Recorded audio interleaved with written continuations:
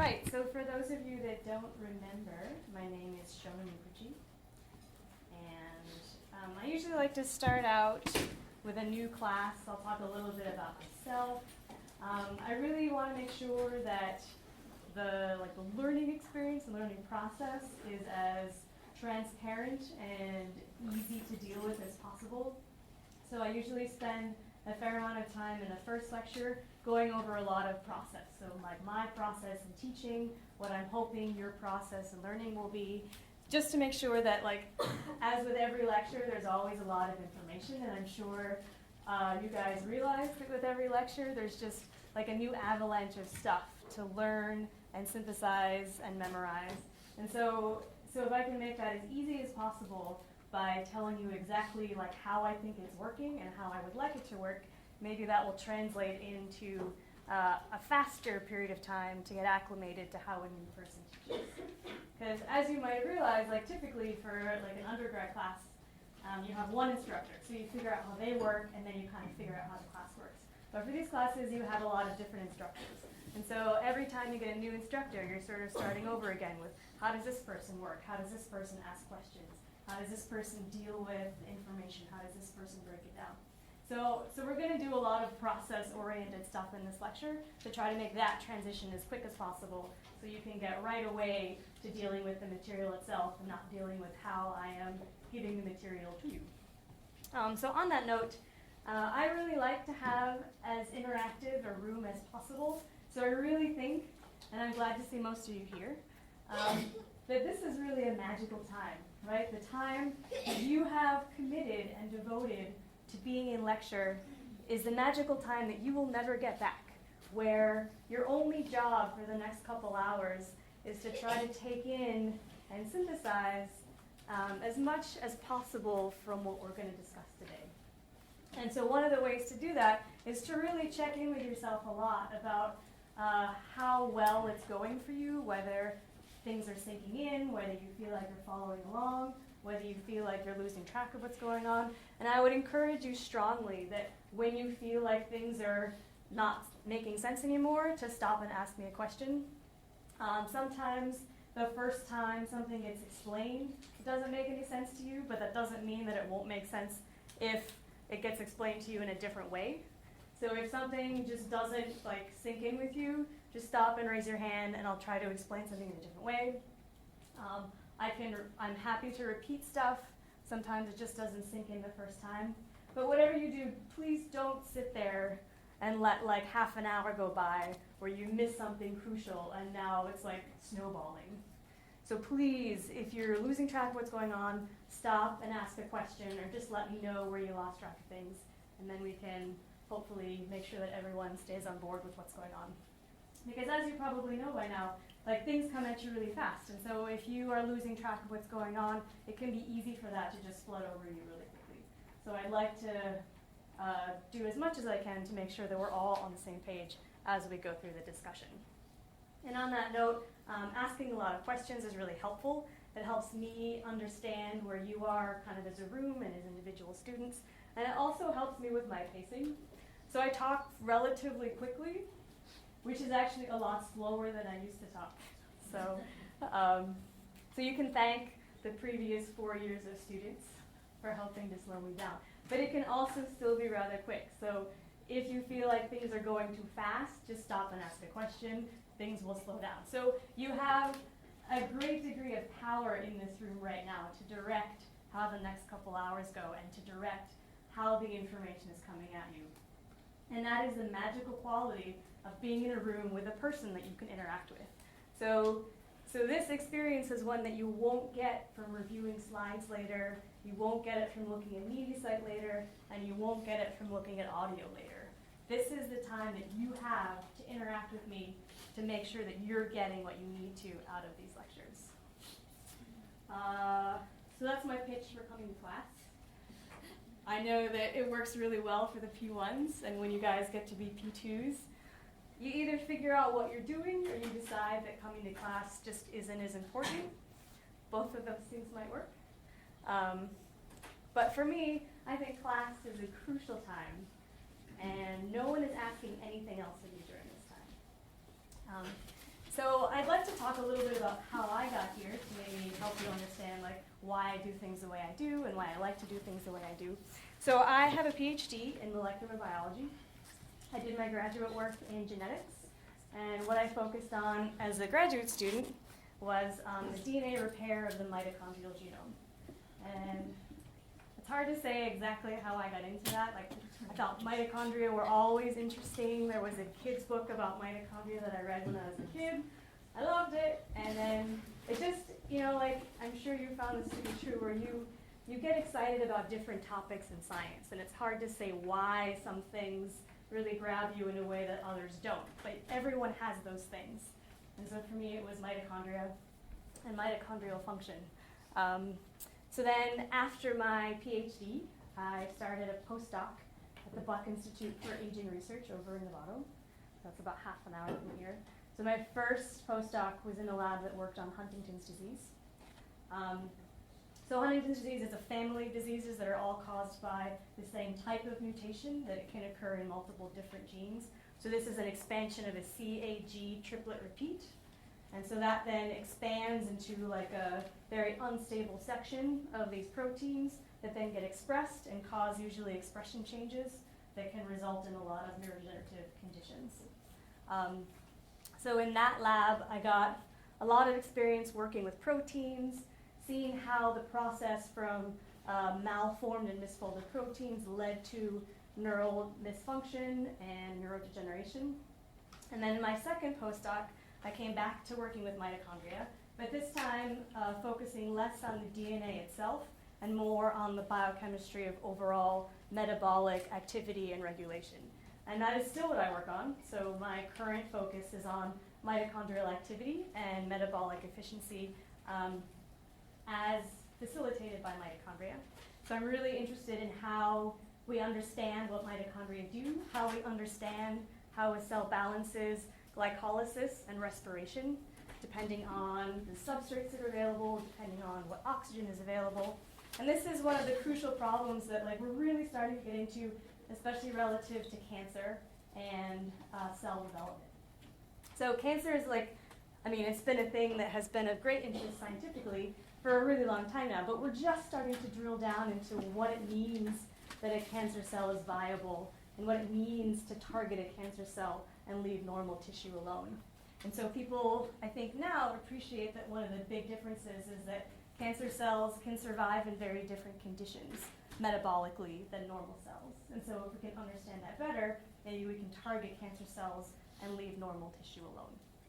So that's one of the applications of what I work on. But then as that relates to what we do here, I focus a lot on mechanism. And you might have heard from the P2s, maybe grumblingly, that I focus a lot on mechanism. So I really care about that interface between the molecular biology and the molecular pathways of a cell and of a tissue, and how chemicals and xenobiotics influence those pathways. Because that is really where you understand how drugs work. When you understand how a chemical interacts with a biological pathway, you understand how that drug has both its therapeutic effect and its adverse effects. And I think if you can understand it as a series of patterns that are related to biological pathways, it all starts to get so much simpler, because then you aren't memorizing 8 different pathways. It's really just 2 pathways, or it's really just 1 pathway. So if you can root your understanding of pharmacology in the basic mechanisms of biology and signal transduction, then you've made it a lot easier for yourself. Or at least when I have taught myself all of these pathways, that's been the way I have learned it. So that's the way I tend to teach it. And that is what I tend to focus on. So I think we're having some technical difficulties getting a cable hooked up to the laptop. So what we might do is just take a little bit of a break really early on so that I can figure this thing out. But what I did promise was some preview questions about the lecture, which brings me to a little bit of the process. So I will ask you a number of questions, both at the ends of sections, and there are an additional review questions at the end.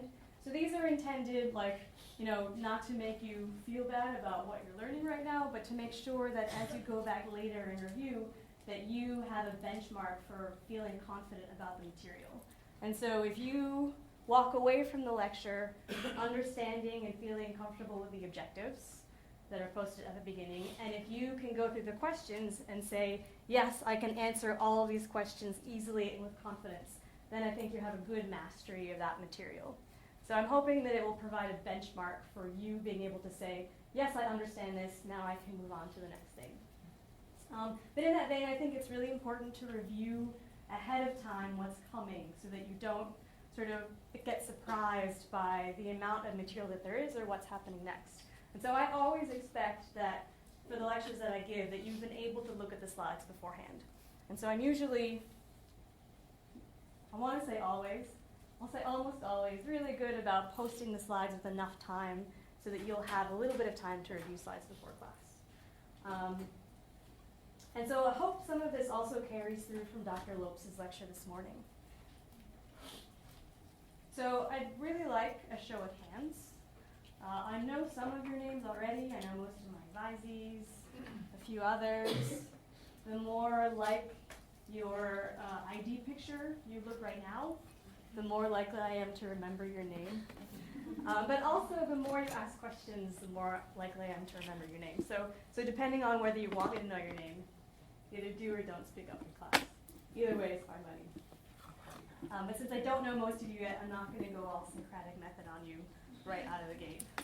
So just really simply, just to get a sense of kind of where we are right now, with a show of hands, can you tell me if you can answer this question? Does the skin carry out drug metabolism?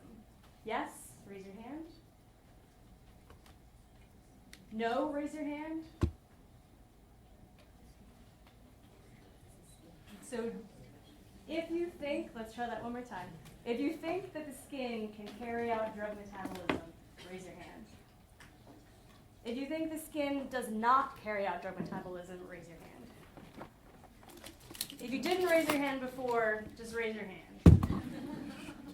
Okay, so the skin absolutely does carry out drug metabolism. And we'll talk about the two types of reactions that occur. Now this one requires some free response. Can someone tell me what photochemotherapy is? Photochemotherapy. Even if you're just guessing, what does photochemotherapy sound like? Sounds like lasers, all right? Therapy using photo, which is really what? Therapy using light. So when we put that together with photochemotherapy, what does that sound like it means?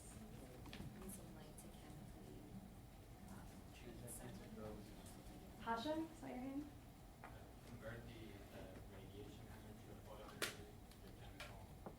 Converting light energy to chemical energy. That's a good guess. It's not. So that would be just phototherapy. So there's phototherapy, which is just the use of light, and then there's photochemotherapy, which is the use of light and chemo. Yeah. So photochemotherapy is the combined use of light with xenobiotics to achieve a therapeutic effect. So we'll talk about that in a couple slides. Here we are. That's beautiful. Thank you. Okay, last one. So if you were using some sort of therapeutic topical agent, do you think that if you had something on your forearm that you were treating, that you would put the same amount of that same compound on your face if there was something there? No. And that's pretty common sense and intuitive, but why is that? Why was that such an easy gut reaction?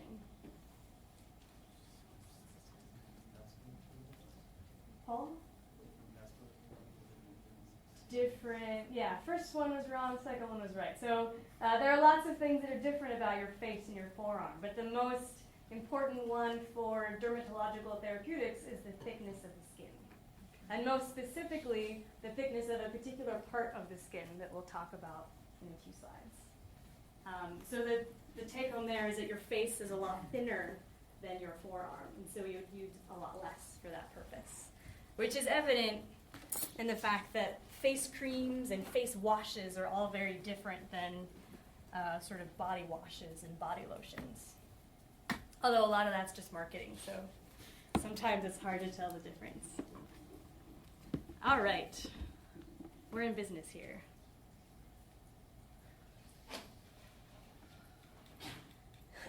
And I'm going to apologize in advance. I've had a cough for about 6 weeks now. I'm still getting over it. It's almost better, but please just be patient and bear with me. So then a last note on process. I'll typically talk for about an hour, which is really as long as anyone can stand. And then I take a fairly long break, and I really encourage you that, like, if there was stuff that you kind of lost track of, but you didn't want to make a big deal out of it by raising your hand in class, not to say that that's a big deal, please feel free to come up during the break. I'll usually have a 15 or 20-minute break, and I would really encourage you to ask questions if you have them during that time. So just feel free to come up and ask me questions. Feel free to interrupt with questions, or please raise your hand to interrupt at any time during the lecture. I would really welcome that in general, but also so much more than thinking that there are a bunch of students that just aren't getting it or aren't following along. So please feel free to raise your hand, ask questions, ask me to repeat something. I really strongly encourage that. Okay, so today we're going to be talking about dermatologic pharmacology. So you just got a whole lecture on dermatologic anatomy and some pathology this morning. So we're going to continue that discussion by talking about what compounds and what classes of compounds you use to treat those conditions. And so the materials that I typically draw from I'll list as a recommended reading. And the two textbooks that I really like, really more than all the other textbooks that are available, tend to be Goodman and Gilman's. This is the 12th edition, and then Katzen's Basic and Clinical Pharmacology. So both of these are available on Access Pharmacy.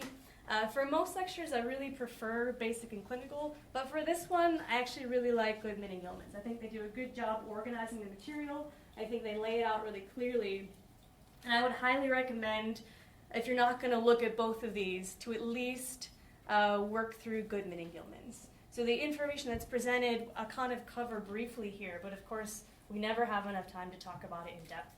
And I really think that it helps to give you a broader picture of the topic at hand. So these are the two sources that I would recommend. And then by the end of this lecture, or by the end of you feeling confident with this material, you should be able to know and describe the major classes of dermatologic drugs, a couple specific examples of each class, and then what types of conditions those classes can treat. And as you'll see, there's a lot of overlap. So don't get bogged down by the fact that because it's labeled as a immunomodulator and used for this thing over here, that it's also used for this purpose over here. Lots of compounds have multiple uses, and of course those uses will come up for different types of conditions. So generally, know classes, know what they're used for, know what patterns they fall into. For those classes, you should be able to describe a detailed mechanism of action of the drugs. So typically, a class of drugs is defined by its overall mechanism of action, and if you're comfortable describing that mechanism, then you're good. And then sort of on a broader anatomical level, you should be able to understand the factors, both chemical and physical, that contribute to drug delivery into the skin and drug efficacy at its treatment site. And then following up on point 2, you should be able to understand how the mechanism of action that you'll know and become comfortable with contributes to adverse or side effects of that drug class. And so here is where knowing the pathway and knowing the pattern really helps, because you aren't memorizing a separate mechanism and a separate set of adverse effects. Both of those things result from the pathway that you're interacting with and the pathway that you're working from. So if you know the pathway, both of the things are things that you can extrapolate from that basic pathway. So today we're going to do a really brief review of skin physiology and dermal drug delivery. So we'll get into a little bit of the pharmaceutics. And then we'll talk about different classes of drugs, including anti-inflammatories, anti-proliferatives, antihistamines, and antimicrobial agents. And so within that, there's a lot of material. And so we're going to cover it fairly briefly. Okay, so I think you saw this morning in Dr. Lope's lecture, the viable epidermis. It's got 4 basic layers in most parts of the body, starting with the stratum corneum at the very outer surface. So these are those sort of dead cells. They're very thin, they're mostly keratin, and they're surrounded by a lipid layer, and then they have sort of loose junctions with each other. And then this is, of course, the layer that sheds continuously as cells are pushed up from the basal layer up through these generations, you could say, to the stratum corneum. Below that, in most parts of the body, is the stratum granulosum. So these are sort of intermediate between the keratinocytes in the stratum spinosum here and the stratum corneum here. And of course, on the palms of your hands and soles of your feet, you have a layer in between these two called the stratum lucidum. Do you guys remember that from this morning? Did we talk about that already? Stratum lucidum, you've heard this before? No. So the stratum lucidum is an additional layer on the soles of your feet and palms of your hands that adds an extra level of physical protection from the environment. As we work our way further in, we end up in the stratum spinosum. So this is primarily comprised of keratinocytes, which in fact make up the stratum granulosum and stratum corneum as well. But you can see that as you rise closer and closer to the surface, the keratinocytes compress more and more and transition from being living sort of aqueous cells to sort of semi-viable and then really dead cells that have less and less water and a higher and higher keratin proportion of total cellular mass. And then finally we have the stratum basal, the living cell layer that regenerates and supplies all the layers above it. So this basal layer is made up of basal stem cells, melanocytes, dendritic immune cells, etc., a couple other types that we'll talk about. But this is really then the living bottom layer of the epidermis.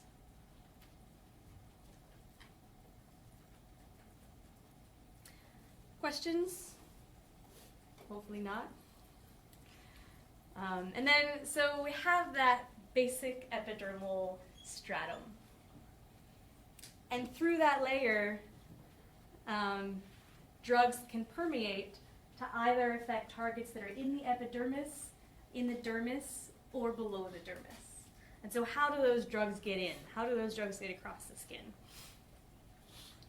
So for most areas of the skin, like we talked about the forearm and the face, the thing that determines drug permeation into the skin is the thickness of the stratum corneum. So very little else matters when you're thinking about drug penetration into the skin. So if you took all the rest of the epidermis away and you just had the stratum corneum, the diffusion rate across that layer would be about the same as if you added back in the rest of the epidermal layers. So the stratum corneum is one of the major factors determining rate of diffusion across the epidermis. And of course, it's thickest in the most physically contact interactive areas of the skin, palms and soles, with the additional added layer of the stratum lucidum. And it's thinnest in folds like elbows, backs of knees, genital area. But overall, an average thickness of the stratum corneum is about 10 to 16 microns. So most drugs that are applied to the skin diffuse across the stratum corneum. You can have drug entry through sweat glands, but it's either negligible or minimal. It's not a major route of entry. But hair follicles can be a slightly more prevalent mode of entry. So the take home here is that when you're delivering drugs to the skin, most of the drug that gets delivered to the epidermis diffuses through the stratum corneum. Some of it gets through the hair follicles. Much less of it, if any at all, goes through sweat glands. But sweat glands do play an important role in excreting drug metabolites to the surface of the skin. So this diagram here, I think, is a pretty nice representation of kind of what all the elements that we're talking about are. So you have drug sitting in some sort of preparation. a vehicle, and then that can make a reservoir, so a concentrated delivery depot of the drug. And then that drug, with a certain rate, will diffuse across the stratum corneum, move across the stratum corneum into the vial epidermis, and then from there it can move into different targets in the dermis or the hypodermis layer, or it can move into the dermal blood vessels. And so that's the sort of basic skin anatomy. But then you also have skin innervation, which of course allows you to experience sensation at the skin level, and also sensation through the nerve innervation pathways that exist. And so we just talked about the anatomy. Let's quickly talk about the innervation. So you have these striae-like regions called dermatomes. So a dermatome is defined as an area of the skin that's supplied by nerves from a single spinal root. You'll notice that that is not in writing. I'm hoping that you can write it down. Yes. So a dermatome is defined as an area of the skin that is supplied by nerves from a single spinal root. And you can see that illustrated here. So these zones divided by lines represent different regions of the body, and each of these little patches is then one dermatome. So this horizontal stripe, for example, is one dermatome. And this becomes relevant in two major areas. One, when we're talking about skin pathologies that are transmitted via a dermatome, like shingles. And two, when we're talking about neuropathic dermatological effects, like itching, that are mediated by disruption or pinching of a nerve within one dermatome. So we have skin anatomy, we have skin vascularization, which we touched on really briefly, and then we have skin innervation as defined by dermatomes. So then if we're talking about drugs in the skin, the factors that can affect dermal drug action include the ability of the drug to enter dermal tissue. So these are the chemical properties of the drugs themselves, as well as permeability of the skin. So the ability of drugs to undergo percutaneous absorption. So to have an effect, first the drugs have to get in. And once they get in, they have to stick around at the site of absorption for long enough to have a therapeutic effect. So the ability of drugs to remain at the treatment site is another factor affecting dermal drug action. And so characteristics that affect that ability include how covered or occluded that skin is, or how exposed that skin is, inversely. Also the circulation away from that site.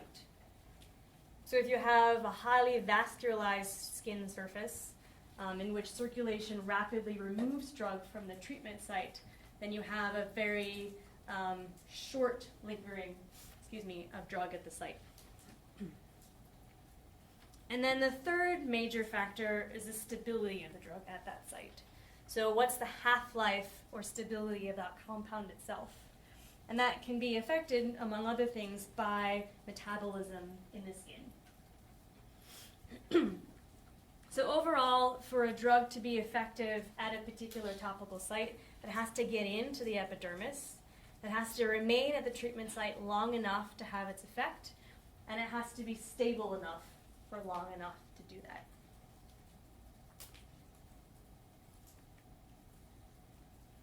Okay, so let's look at that a little more visually and talk about the physical mechanisms by which a drug can permeate the epidermis. So things that affect this include the concentration gradient between the vehicle, shown by this gray box, and the skin itself, shown by this orange gradient.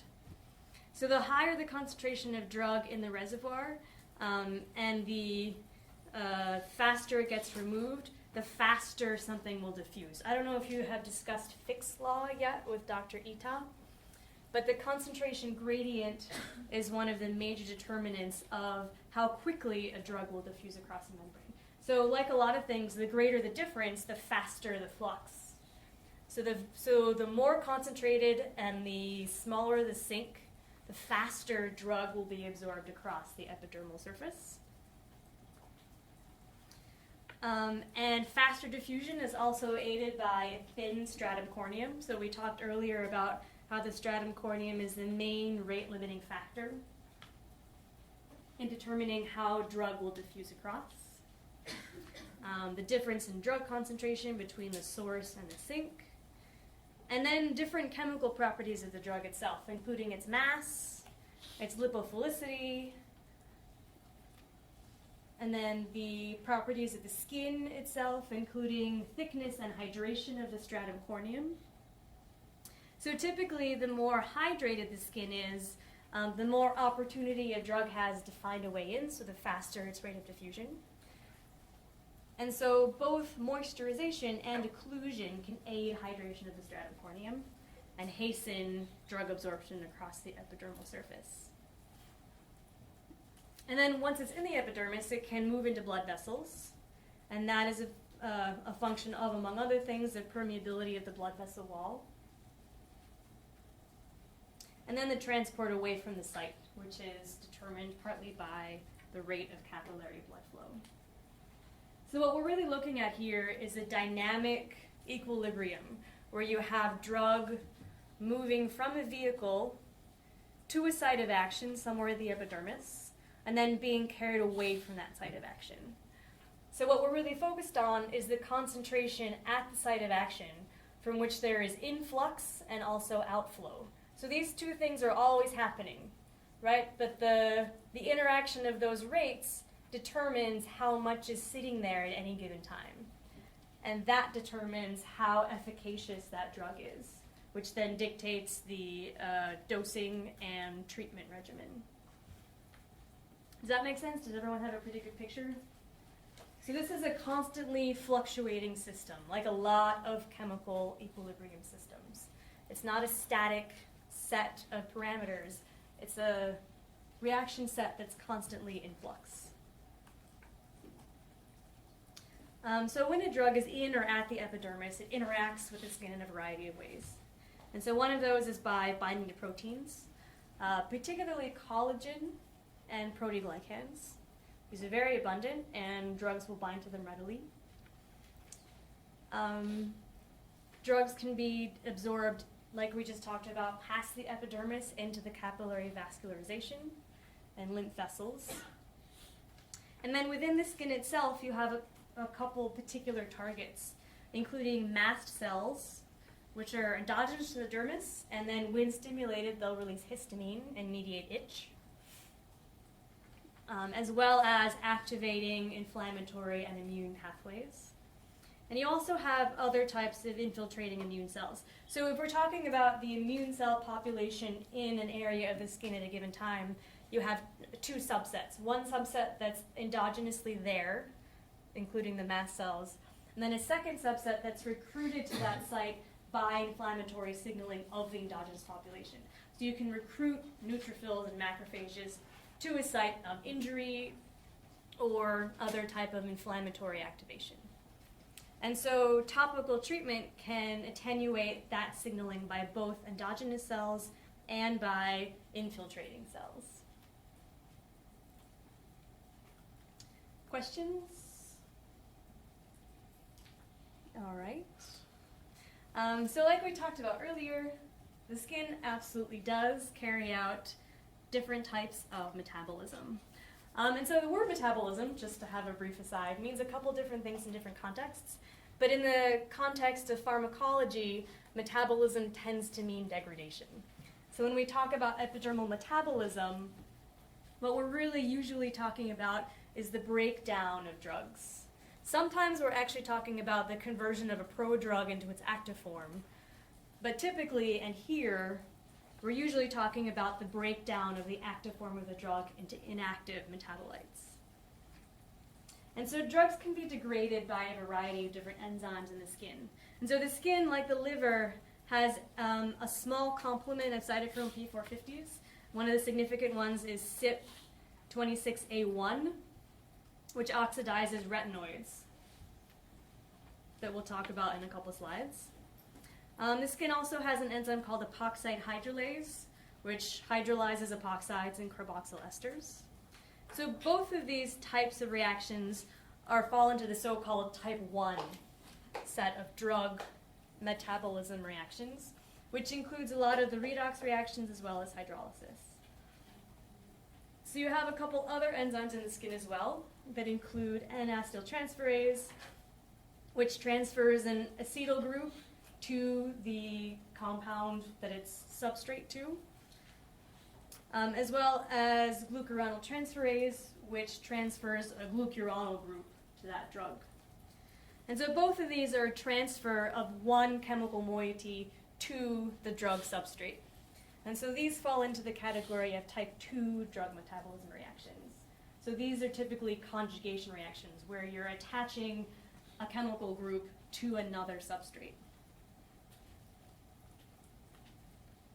And then finally, the skin has a number of synthetic reactions as well as catabolic reactions. And one of those that's particularly relevant is the synthesis of vitamin D in both of its forms, so we'll talk about in a little bit.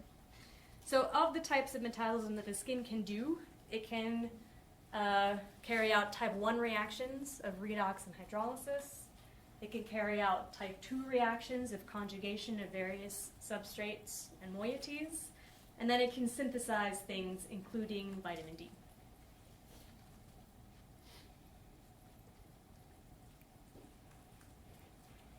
So like we alluded to earlier, the major determinants of how a drug is going to affect the skin or be effective as a therapeutic treatment are its ability to penetrate into the skin.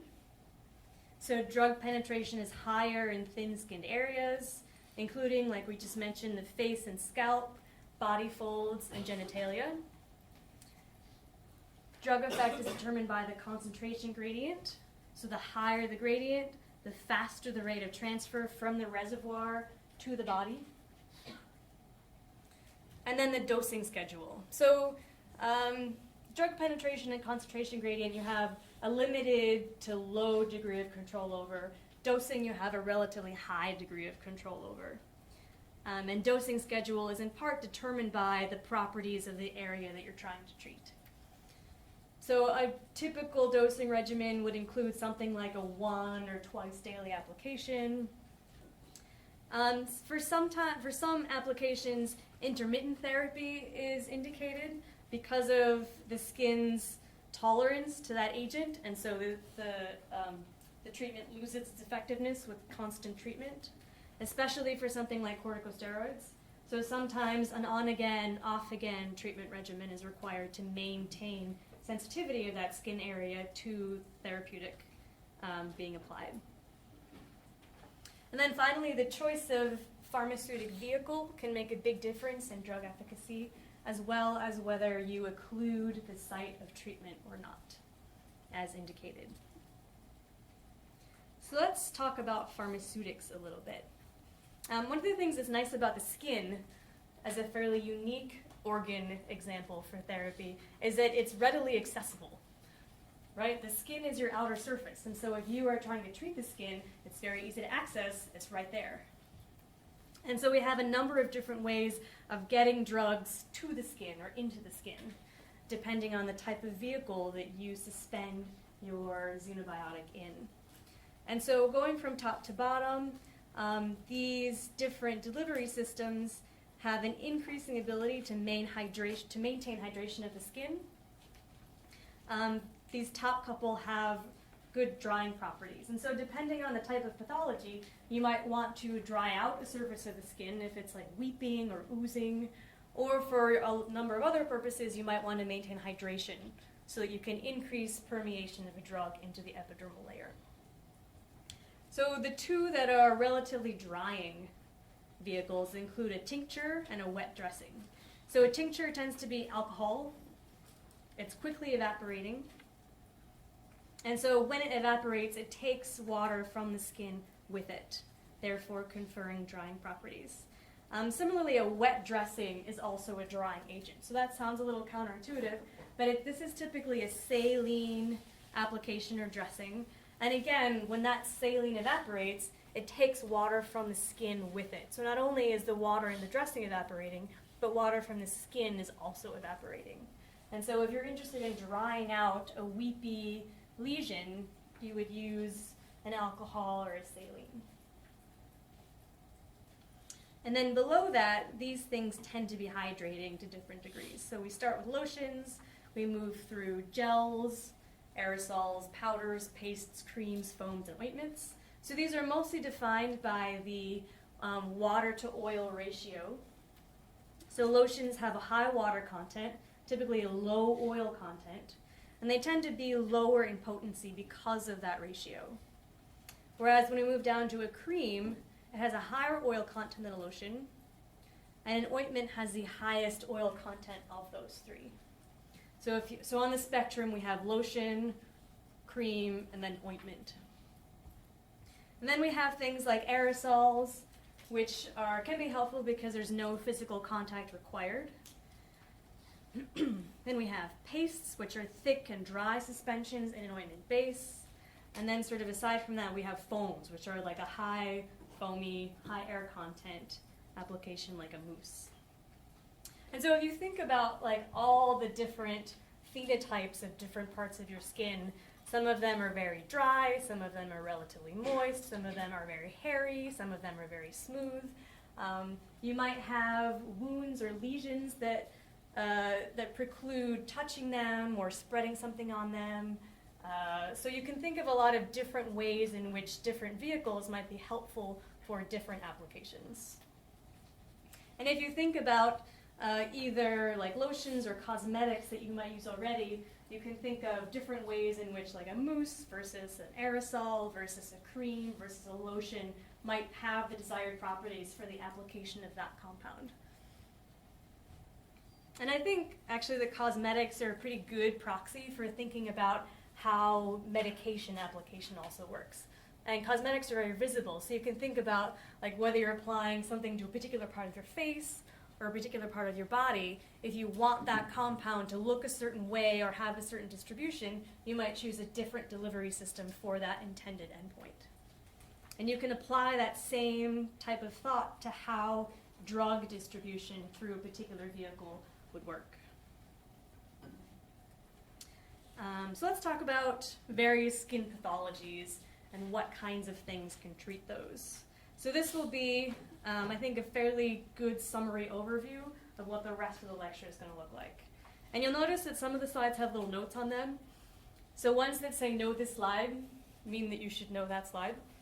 That it's going to be important either for something that I think is a fundamental aspect of the lecture or something that I think is a good summary of information from that lecture. And that if you know the information on the slides that say know this slide, you have a good handle on the lecture material.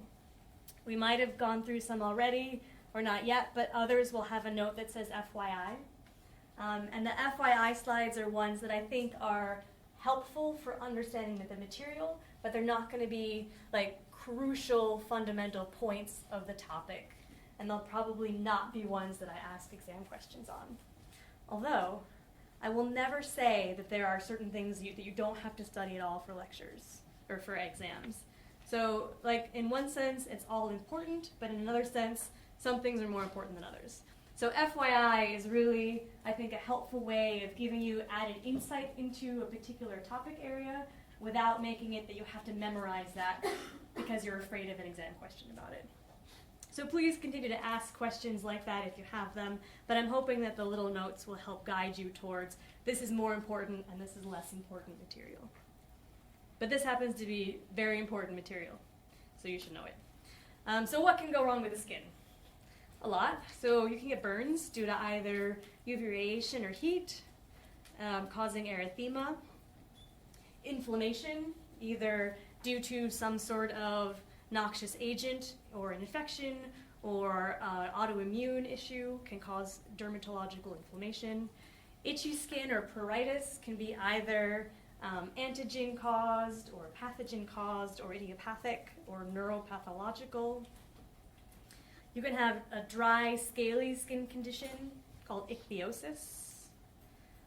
Acne arises through infection of hair follicles. Infection and infestation of various types, bacterial, viral, parasitic. You can have a number of different lesions.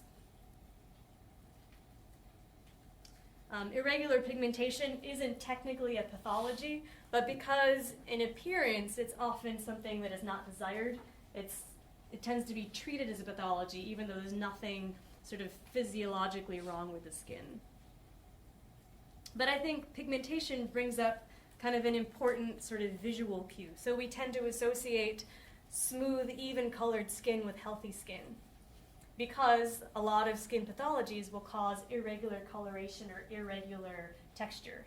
And so when it's true that there's nothing wrong with the skin, but you still have irregular coloration or irregular texture, it reads as pathological. And because as a species, as a group of people, we're very interested in kind of assessing each other visually, which is why like visual aspects of our appearance can be so important. It can be important for people to treat irregular coloration as a pathology because of the way it tends to be perceived, even though there's nothing wrong with the skin. Moving on to pathologies, we had hair loss. Again, a fairly cosmetic indication, but also one that can be of great emotional importance to people. And then cancerous growth, either caused by viruses or other types of transformation. Finally, hyperkeratosis, otherwise known as psoriasis. So we have a lot of different treatable conditions that can occur at the dermatological level. And the major classes of drugs that treat these, again, know what's on the slide. This is the summary overview of the classes that we'll be talking about. So this meets one of the lecture objectives, number 1, of knowing the major classes of drugs. Excuse me. So these major classes include corticosteroids, retinoids and other vitamin analogs, antihistamines, various types of antimicrobials. So antimicrobials and anti-infectives, as two synonymous terms, really encompass the whole umbrella of anti-X, antibacterial, antifungal, antiviral, antiparasitic. That's all summed up in antimicrobial, which you will often also see as anti-infective. And then we have agents that are photoactivated, as well as agents that are photoprotective. Okay, so we're nearing the end of the section, and so I'll ask you a couple questions. Think in your head if you can answer that question. If you feel like being brave and raising your hand and answering that, that's great. I highly encourage that. But as you're going through these, this is meant to make sure that you've been kind of keeping up with stuff. So sometimes you don't actually know when you blanked out on a particular section. And I'm hoping that these questions will help remind you or tell you whether or not you've been following along with what I think are some of the important points. So what portion of the skin is the major factor limiting drug absorption? Or just yell it out. Stratum corneum. Is this saline dressing considered wetting or drying? Drying. Why is that? Because as the water dries from the dressing, it pulls water from the skin, which then evaporates as well. So the ultimate outcome is less hydration of the skin, therefore it's a drying preparation.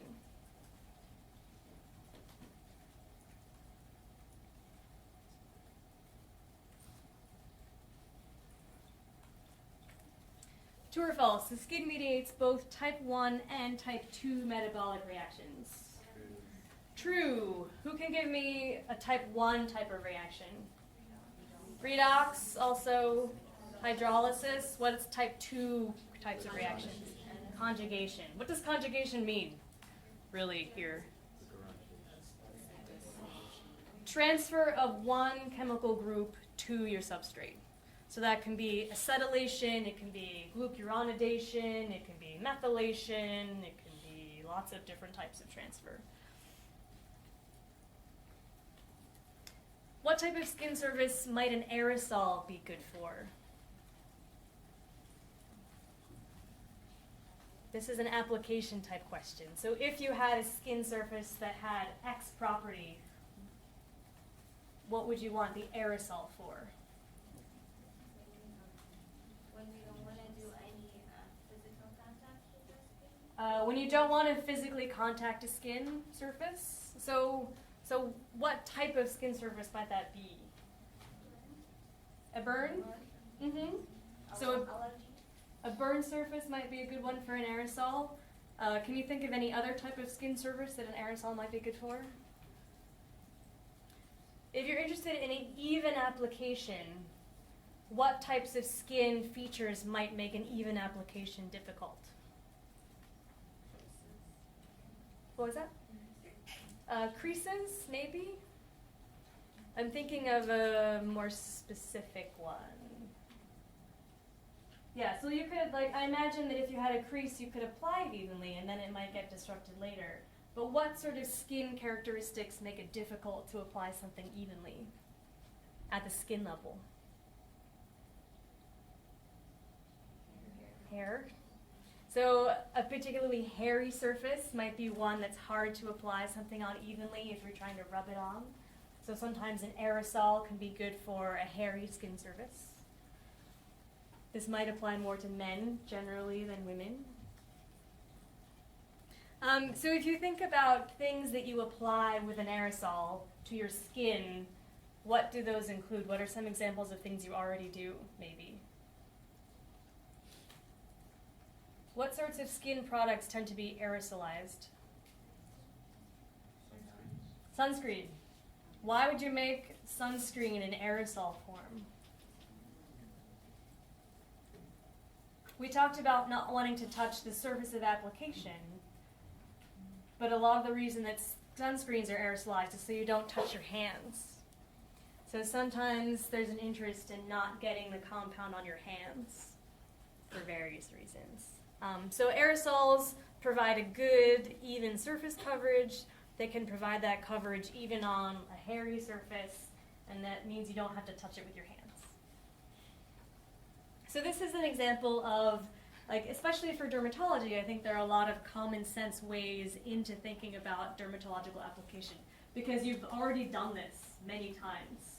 Either you wear sunscreen regularly, or you wear lotion regularly, or you wear cosmetics regularly, or even occasionally, but we all have experience applying things to our skin. And if you think about the things that you do and don't like about applying things to your skin, you have a pretty good sense of why it's easy or difficult to maintain compliance with a topical therapeutic regimen. Okay, so let's see. The next section is pretty long.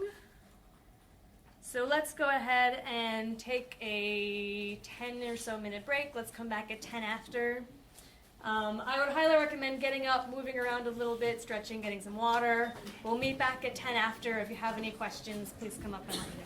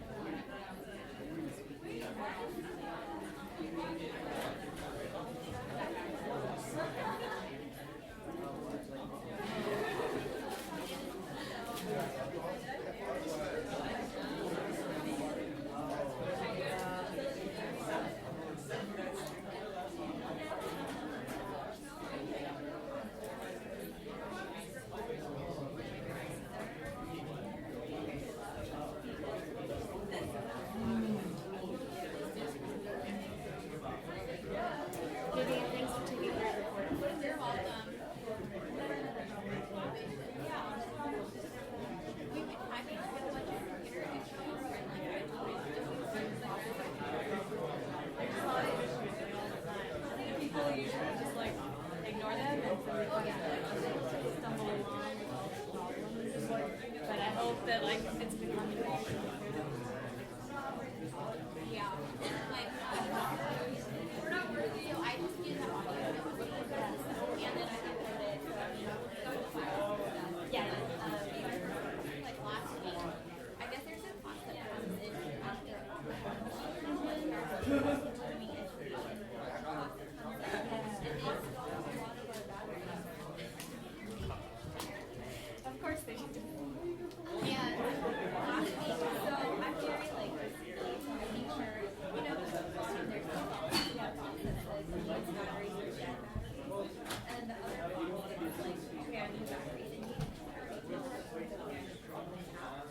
and then I was on holiday, and then I came back Tuesday, they were mixed up. And then half of the batteries, like I need Traffic violations. and like they brought me some new batteries that Only you know where they are. Look at them. yeah.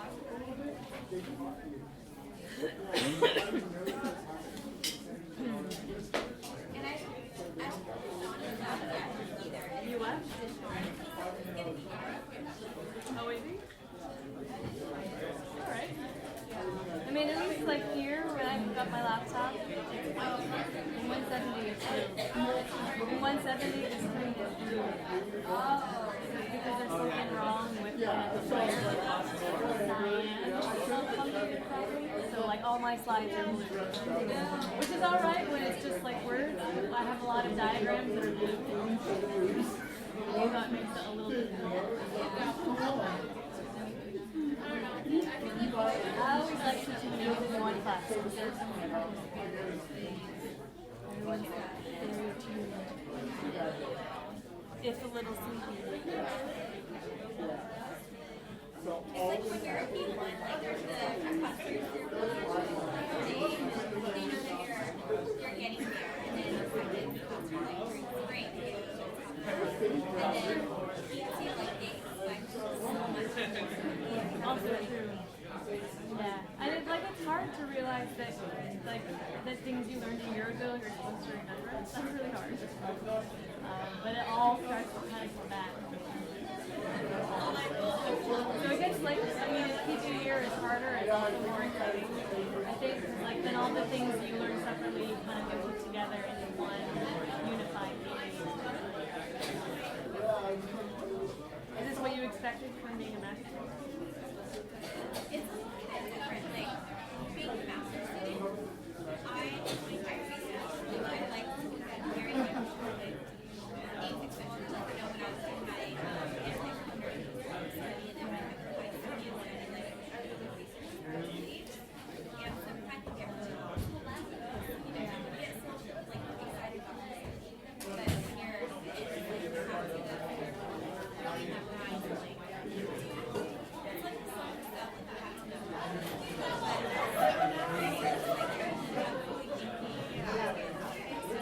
You're organizing and synthesizing. yeah, and I kind of because I'm not great at memorizing.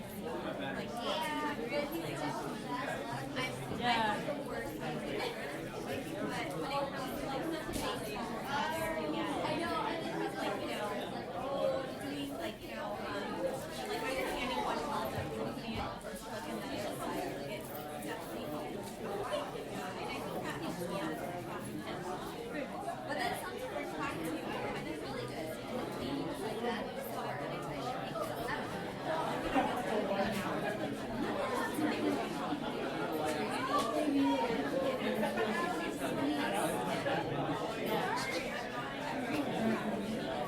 I mean, I guess the good news is that like population is always something to do with practice. And that's not true for every topic.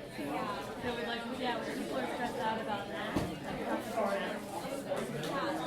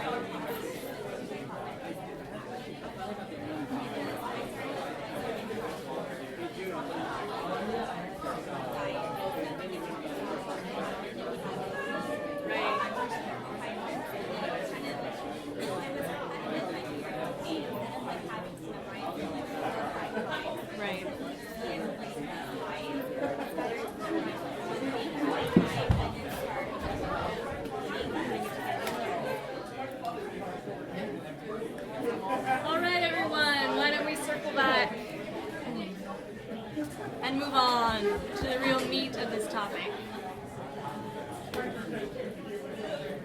All right, everyone, now that the microphone is working, let's circle back, settle down. It should be. Are we out of batteries? Yeah.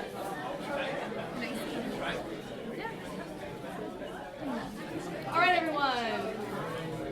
Microphone is working now. That's so weird. So,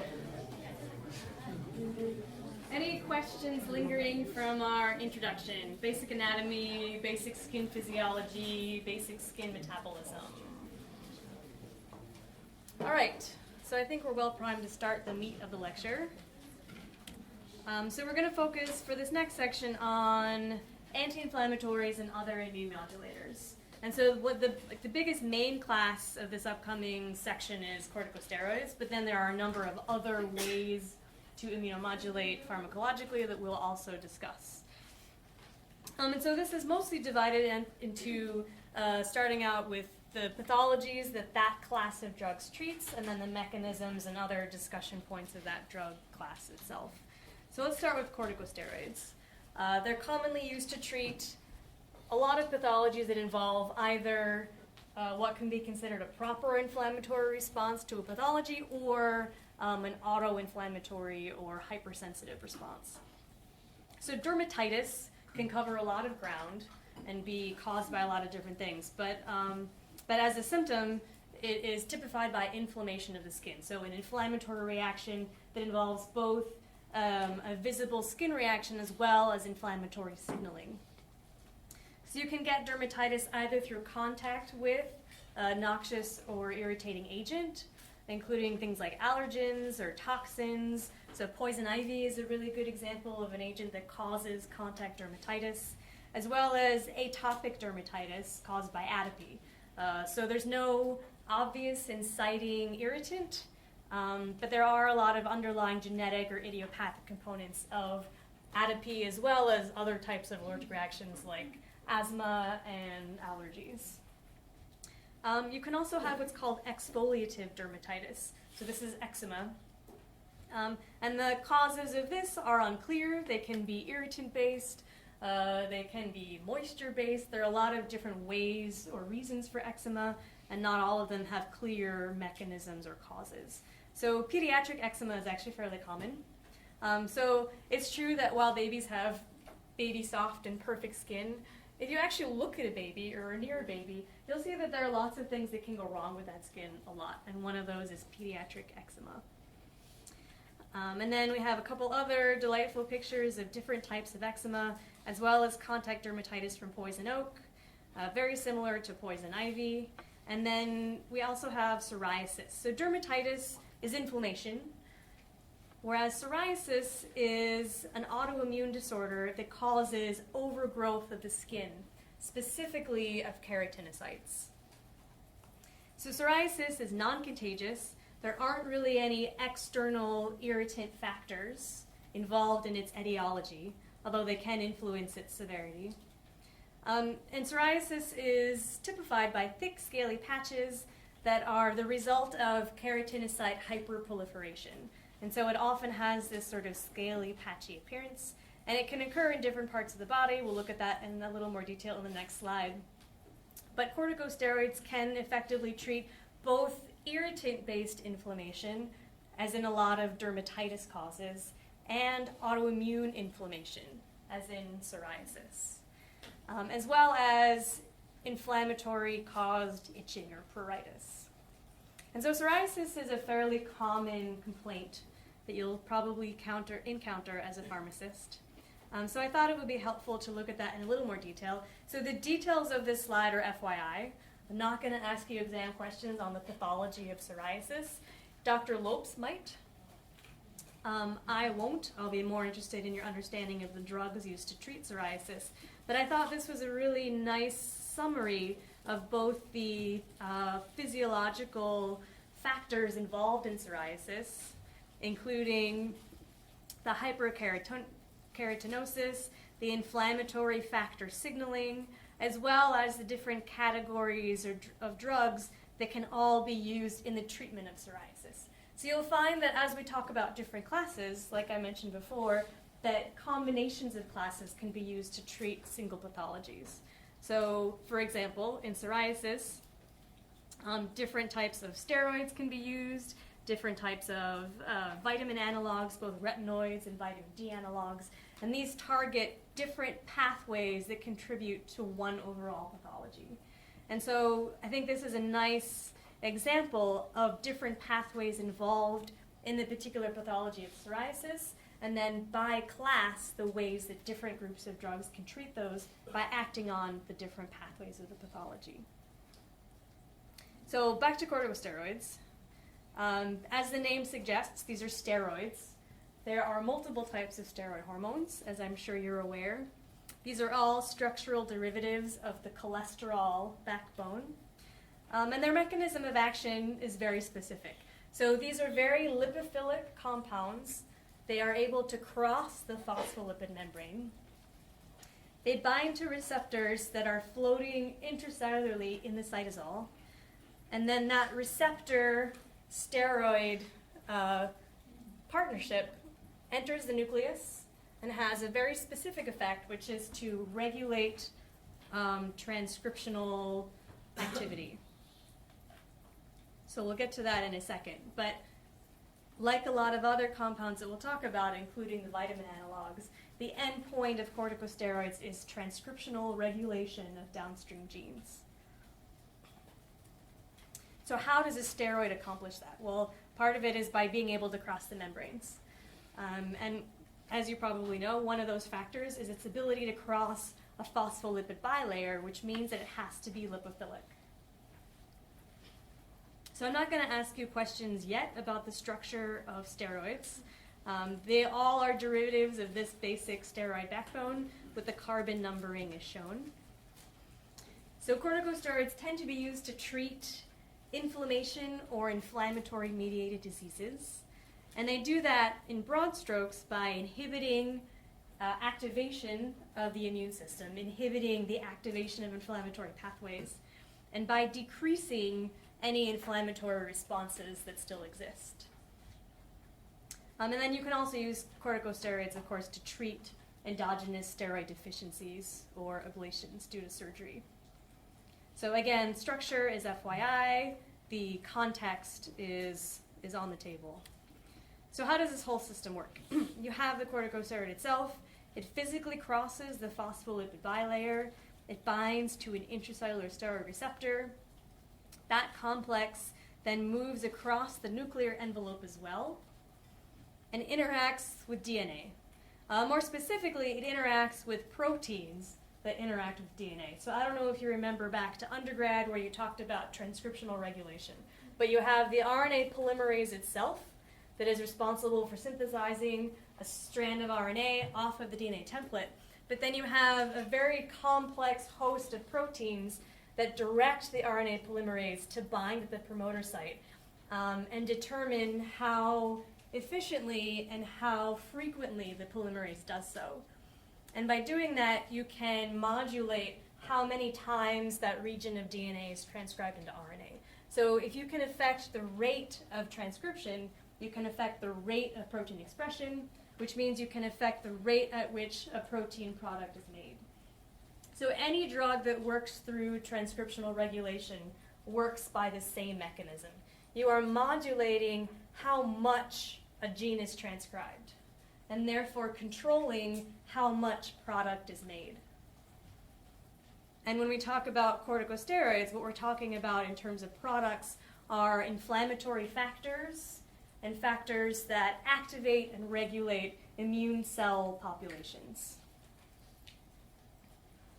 And so even though corticosteroids affect the transcription of hundreds to thousands of genes, the overall effect is one of immune suppression. And so typically you are suppressing the production of cytokines, inflammatory cytokines to be specific, and you're suppressing the production of products that promote immune cell maturation and activity. So some of those suppressed targets include cyclooxygenase 2 or COX-2, which I think you talked about with Dr. Raja already. So COX-2 promotes prostaglandin synthesis, and since prostaglandins are pro-inflammatory, if you suppress that pathway, you suppress immune response. Another suppressed gene target is nitric oxide synthase. Again, so nitric oxide synthase is something that exists in macrophages and helps confer macrophage activity and function. So when you suppress NOS production, you suppress macrophage activity. And we just talked about a number of inflammatory cytokines. So another way to think about cytokines is that they are the signals or the hormones of inflammation. So these are the chemical mediators that promote chemotaxis of various cells to sites of injury and inflammation, and they also promote activation of downstream immune targets. So just as an FYI and or review, of course you have phospholipids in all of your cellular membranes. Phospholipase A2 is the enzyme that converts those phospholipids into arachidonic acid, which is then the precursor for making a variety of prostaglandins. So if you inhibit COX-2, which is one of the enzymes that converts arachidonic acid into its downstream prostaglandin products, then you inhibit inflammatory cytokine production. Does that make sense? So the recap is that corticosteroids will inhibit the expression and production of COX-2. When you have less COX-2, you have a slower ability to make prostaglandins because you have fewer machines to do so. So you have a variety of therapeutic steroid analogs. And if we look at the endogenous species, cortisone, it looks like this. And then hydrocortisone is the name of what's actually applied topically most of the time. It's a little confusing because cortisone is actually the relatively inactive form, whereas cortisol, when it's reduced at carbon 11, is the active form. And very unhelpfully, the topical name of this compound is hydrocortisone, but this is actually cortisol when it's in the body inactive. So derivatives of that have greater stability, slightly longer half-lives, include things like dexamethasone and betamethasone. So these things are fluorinated at carbon 9, right here, and they have a much increased potency relative to cortisol itself, up to 25 times the activity. Which means you can use much less of it to still have the same therapeutic effect. So there are a number of different topical glucocorticoids. They fall into different classes. Class 1 is the most potent. Class 7 is the least potent. But as you can see from this list, the things that affect potency include both the chemical species of that cortisone analog itself, as well as the vehicle that it's prepared in. For example, you'll see hydrocortisone in a couple different places. So hydrocortisone itself, in any formulation, from lotions to ointments, is relatively low-acting or least potent. Whereas if you modify it with a butyrate group, it becomes a little more potent, and then depending on whether it's a cream or an ointment, it moves from class 6 in potency up to class 4 and 5. So you have interaction between the type of steroid itself and the vehicle that it's delivered in that both affect its potency when it's at the skin surface. Same is true for betamethasone in a couple different formulations, either cream or ointments.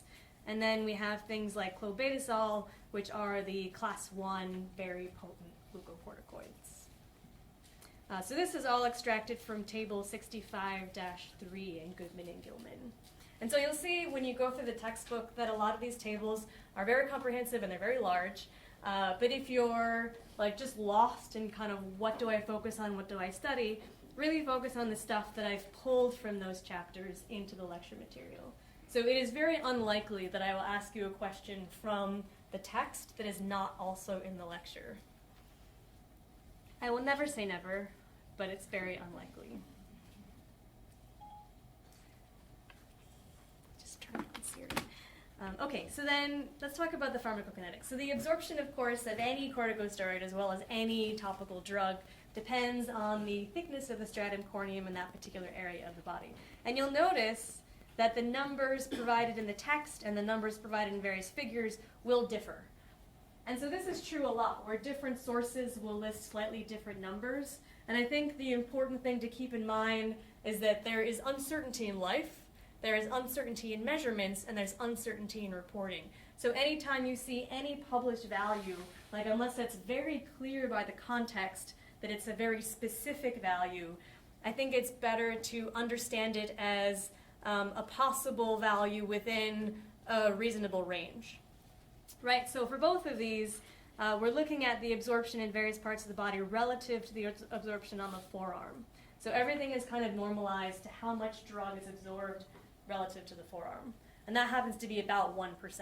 So if you set that as 1x, your textbook source will list the sole of the foot, for example, as absorbing a little over 1/10 of that.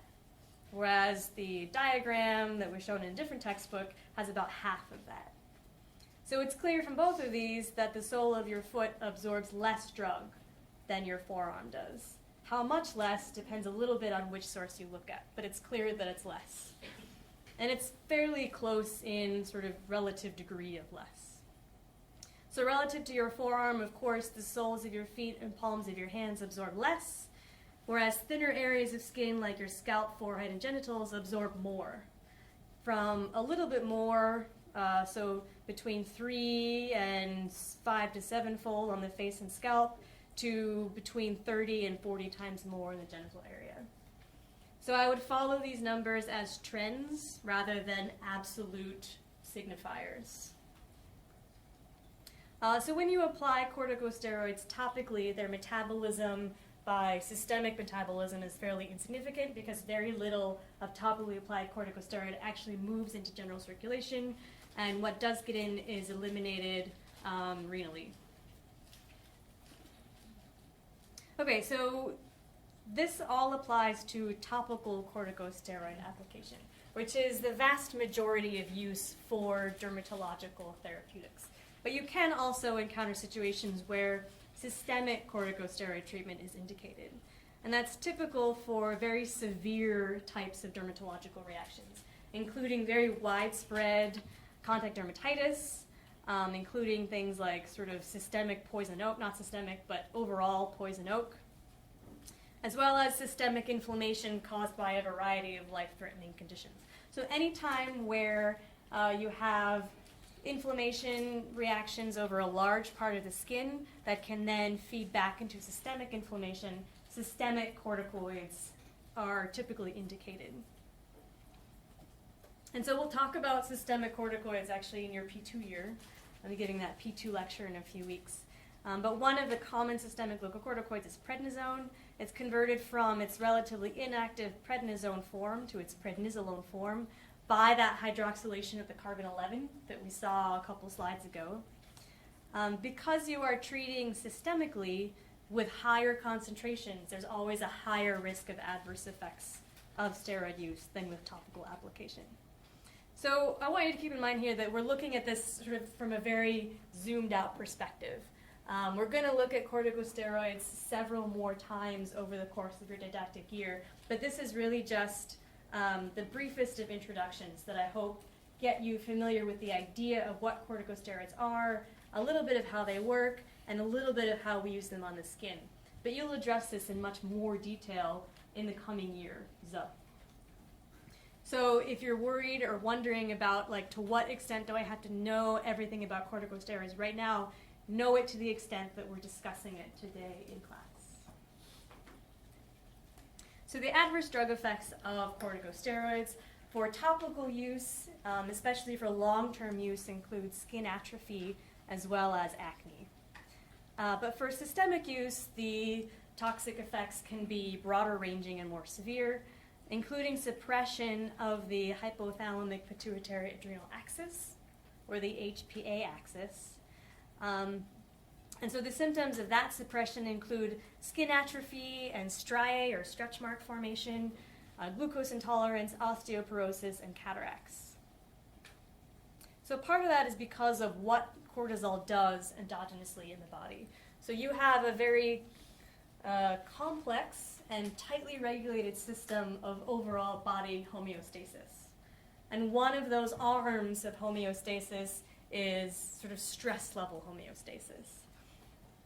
And that's mediated by the hypothalamic pituitary adrenal axis by secretion and suppression of cortisol synthesis by the adrenal gland. So this is all FYI for this lecture, but this is just to put corticosteroid use in terms of what the body already does with corticosteroids and corticosteroid signaling. So whenever you're introducing something to the body that the body already makes, it has the opportunity to interact with the system that's already in place. And so for cortisol signaling, because it's part of a homeostatic mechanism, if you introduce cortisol to the body, it will gradually turn off its own production. And so there's a whole host of reasons why that is that we sort of look at in broad strokes here. But again, this is FYI for this lecture. It's just important to know that exogenous corticosteroids interact with the body's very tightly regulated endogenous cortisol signaling mechanism. Okay, so then all of this is to say that corticosteroids are one of the main agents for immunomodulatory effect, specifically immunosuppression. But there are other ways to modulate immune and inflammatory responses. So everything that's here in capitals, in general, if I've capitalized a compound, it's something that I'd like you to know. Other ways to immunomodulate include compounds like imiquimod, which is an inflammatory activator. So we've been talking this whole time about inflammatory suppression by corticosteroids. But there are also therapeutic uses for inflammatory activation, specifically in treatments of things like warts, where you want to suppress the wart development by activating immune reaction to those cells. We also have the compound dapsone, which is, it has a mechanism that's very poorly understood, but it has immunomodulatory as well as some antibacterial functions. It's possible that dapsone might interact through immune cell oxidase suppression, which can then dampen the chemotaxis of downstream cells like neutrophils. But I have the question mark here because, again, the mechanism of dapsone is unclear, even though the effect is very clear. And that's true for a number of drugs, especially like in neuropharmacology. We use a lot of drugs without quite understanding how they work, but they definitely do work and have desired effects. And dapsone is one of them. So other compounds that are immunomodulators include thalidomide, which you may be familiar with or have heard of as a potent teratogen. So thalidomide was prescribed in the 50s and 60s as an antiemetic and an anti-nausea agent, but it turns out to have very significant developmental effects. And so it is now very carefully regulated and controlled and very much contraindicated during pregnancy. Other immunomodulators include inflammatory suppressors like tacrolimus, pimecrolimus, and cyclosporins. So these will all inhibit various parts of the pathway of immune activation and response, including calcineurin signaling, T-cell activation, cytokine release. So if you think about immune responses, I think you did this with Dr. Mizarosh already. You can think in broad strokes that inflammatory suppressors will inhibit part of either a pathway of signaling or development, activation, or deployment of immune cells. So these types of suppressors are used in things like atopic dermatitis, where there's no clear allergenic or irritant factor. But also because you are potentially inhibiting the body's ability to recognize self versus non-self, that always opens up opportunities for tumorigenesis. And so a lot of these immune modulators have black box warnings because they may promote tumorigenesis. Questions about corticosteroids and other immune modulators? All right, I guess I will ask you some questions. So what are some common inflammatory conditions that corticosteroids are used to treat?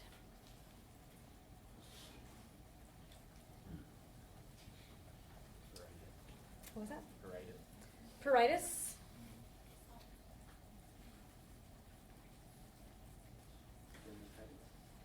Dermatitis?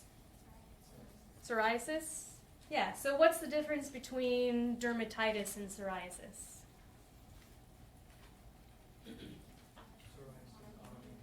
Psoriasis is autoimmune. Dermatitis tends to be an inflammatory reaction to an irritant or as a result of hypersensitivity or atopy.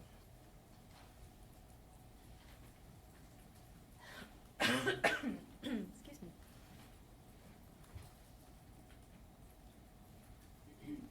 What is the main target of corticosteroid signaling? When you treat with corticosteroids, what's the ultimate result? Immune suppression through what? What are you actually going for here? Gene transcriptional regulation. So then if you had to name a molecule that was a specific target, what were we talking about? COX-2 is an enzyme. So when we're talking about gene transcription, what's the ultimate book that determines genes and how they get transcribed? DNA. So transcriptional modulation converges on how proteins interact with DNA. And when we say proteins, we're specifically talking about RNA polymerase and the machinery that directs RNA polymerase to gene promoter regions. What kinds of factors influence corticosteroid potency? What are the two big ones that we talked about here? This side of the room has been pretty quiet. Let's hear from you guys. Vehicle? I'm looking at you guys. We talked about vehicle influencing potency. What are some other things that influence potency in general, including corticosteroids? Potency of corticosteroids. Thickness of skin doesn't have much to do with it. When we're talking about the potencies of drugs, what kinds of things influence potency of chemical compounds? You guys. What was this? Fluorination? Yeah, so things that affect the stability, things that affect binding affinity to the glucocorticoid receptor. Anything that increases longevity and specificity of a drug is likely to increase its potency. And so I'm sure you've talked a lot about chemistry of specific compounds and how that chemistry relates to how a drug actually works, right? And so if we're talking about the potency of a drug or the effect that a particular amount of drug has, it's often related to how tightly that binds to its biological target and how long it lasts in the body to have that effect on whatever mechanism it's interacting with. So fluorination is one. It increases the half-life and also can increase specificity of corticosteroids for the glucocorticoid receptor. And you'll see that pattern over and over and over. This is a very common theme of chemistry and of pharmacology. And you'll actually see that when you talk about the history of drug development, that often different families of drugs start out very diffuse or very amorphous or very accidental, where we realize that a drug did something for some reason, but it either had off-target effects or it wasn't as potent as we wanted it to be, so you had to take it a lot. And then as rational drug design took off from those starting points, drugs tend to become more potent and more stable and more specific. You'll see that over and over and over again. And corticosteroids are no exception to this rule. Finally, true or false, exogenous corticosteroids do not interact with endogenous corticoid homeostasis. False. Very good. So again, if you're totally on board with these questions, that's great. If you're not, all it means is that you have a few gaps that are worth going back and addressing as you go back to review these. So I hope this is giving you a good set of directions for what you know really well coming out of the lecture and what will be important to review particularly or spend some time on after this lecture is over. So I know your notes say that the betamethasone and the dexamethasone have 25 times more activity, right? That's Potency. The potency. That's due only to longevity or affinity as well? Or both? So the question was, do betamethasone and dexamethasone have increased potency because of binding affinity or stability or both? Let's see. The answer is that I don't know what the ratio of those two things is relative to the increased potency, but both of those are things that are increased with the fluorination. So I can look into the specifics of exactly why, if it's known, that's more potent. But sometimes it's just an empirical determination. You find that when it's fluorinated, it's 25 times more potent, and then it has these other properties, but it's hard to know how those properties relate to the potency. But I will look into that. Any other questions? All right. Okay, let's move on to antiproliferatives, apoptosis activators, and cytotoxins. So we've just talked a lot about immune modulation as one avenue for treating dermatologic pathologies. But there are a number of pathologies that involve either hyperproliferation or inappropriate proliferation of different parts of the skin. And so we're going to talk about things that can therapeutically treat those conditions with these mechanisms. So antiproliferatives are what they sound like. They're things that inhibit proliferation of skin by inhibiting cell division and growth. So the antiproliferatives as a group are generally used to treat pathologies of proliferation, including acne, where one of the inciting causes can be hyperproliferation of keratin that occludes glands and follicles and encourages infection. So antiproliferatives can correct hyperplasia of the sebaceous gland itself and can correct the hyperkeratosis that promotes occlusion and infection. And in addition to inhibiting human skin growth, it can also inhibit bacterial growth. And so it can inhibit the proliferation of the P. acnes bacteria that's commonly involved in promoting acne.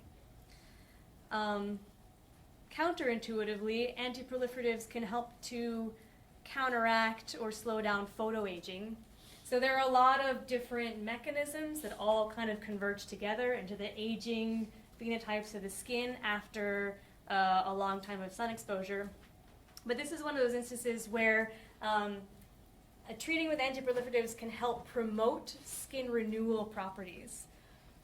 So we'll talk about that in a little bit. But antiproliferatives can both promote skin cell growth, but also collagen and vascularization, all of which can promote healthy and stable skin. Psoriasis is a clear example of hyperproliferation, this time of keratinocytes that antiproliferatives can help to reverse. And then, of course, tumor proliferation, another very clear pathology of hyperproliferation that antiproliferatives can specifically target. So one class of the antiproliferatives includes retinoids. No? Screen just died? Back? Okay. I'll just not touch my computer at all. So retinoids. You probably already have heard of retinoids or know what they are. These are all related to things like vitamin A, which is a retinoid. So retinoids work by binding to specific receptors called retinoid receptors, and you have a couple different types. You have the so-called RAR, or the retinoic acid receptor. And binding to the RAR type tends to affect cellular proliferation signals and dampen them. You also have a family called the RXR, or the retinoid X receptors. And so when these types of receptors are bound by retinoids, it tends to activate apoptotic pathways. And I have these asterisks here, and the note that this is sort of an in general phenomenon, but doesn't happen in all cases, to kind of lay out the stage for you that typically RAR receptor activity tends to promote cellular proliferation modulation, and RXR activity tends to promote apoptosis. But of course, intracellular signaling is very complex, so it's never going to be that RAR activation only does cellular proliferation things, and that RXR only does apoptosis-related things. There's always interplay, there's always crosstalk. But generally, these two types of receptor activation signal towards these two different pathways. And then among these families, both the retinoid acid receptor and the retinoid X receptor have a couple different isoforms. And this is only important to the extent that you understand that there are multiple different subtypes of these two receptor types. But it's really knowing these two receptor types is the take home from this slide. So again, we have the endpoint of transcriptional regulation. And as we just talked about, our AR signaling tends to, the outcome tends to be one of altering differentiation and cellular proliferation. So the retinoids that tend to activate because they bind to the retinoid acid receptors include things like tretinoin, adapalene, and tazarotene. I think I have a table somewhere else in this lecture. If not, then these are the names that I'd like you to know. And then the RXR retinoids that tend to promote apoptosis include bexarotene and alitretinoin. So again, compounds that bind to the RA type receptor tend to modulate differentiation and proliferation. Things that bind to the RXR receptor tend to promote apoptosis. And so this diagram is really just showing you a little bit about visually how that works, where you have these two receptor types. Sometimes they form heterodimers with each other, and then depending on the heterodimer form and whether it's bound to a retinoid will determine what other proteins it interacts with and binds to. And then again, we move into this area where you have a lot of different transcription factors and transcription modulators coming together into complexes that direct the RNA polymerase to a particular promoter site. So again, we're doubling back on transcriptional regulation. And so if this is at all like a spotty area for you, I would recommend either finding a textbook or going back to your undergrad textbook or coming into an office hour and discussing it with me just to make sure that you understand what happens after drugs bind to receptors, that a lot of downstream complexity occurs that we're really just not getting into because I hope that you know it or that you can go back and relearn it.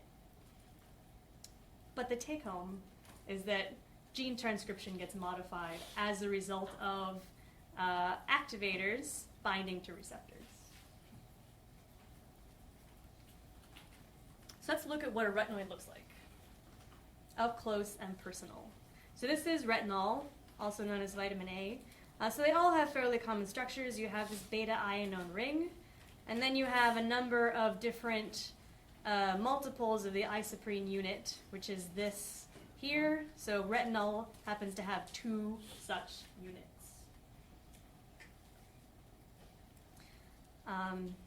So then the types of retinoids are broken down sort of by the class of their development. And so these first generation retinoids include the endogenous retinol, as well as tretinoin, isotretinoin, and alitretinoin. The structures on this slide are FYI. I would like you to know what generation they fall into and what characteristics define that generation.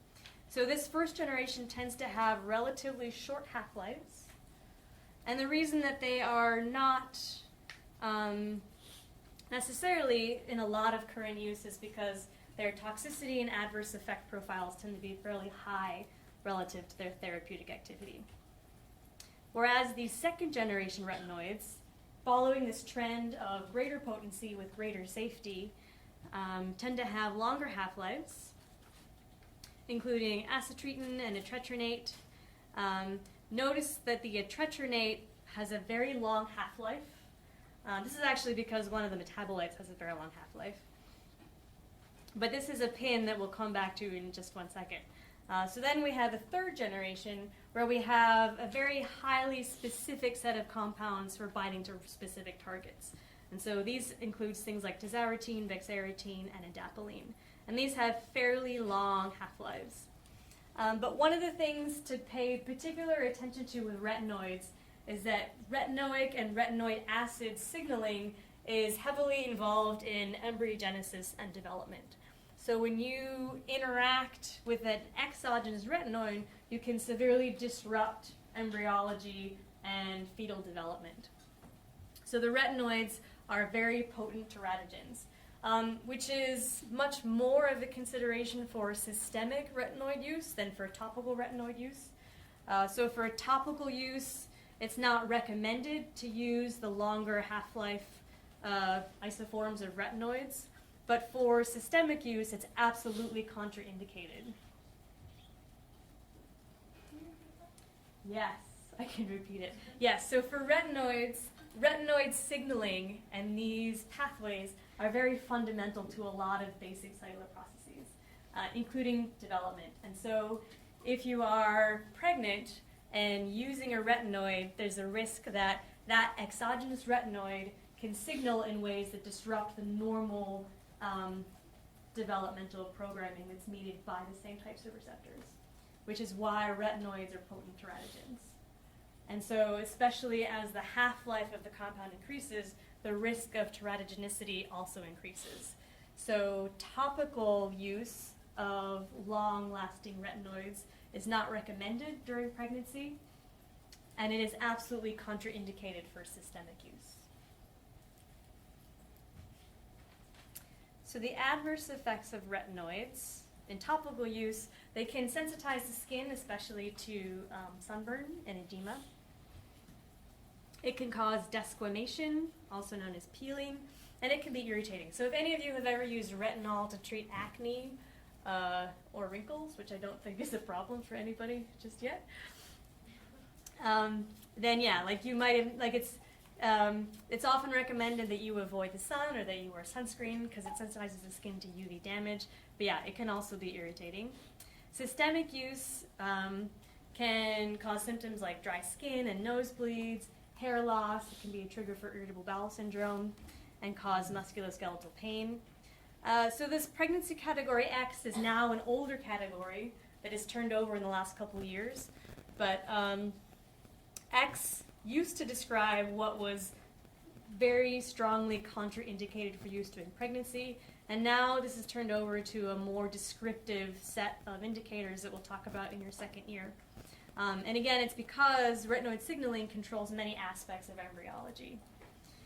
And yes, so a final adverse effect is that retinoid signaling can contribute to hypothyroidism by altering TSH activity.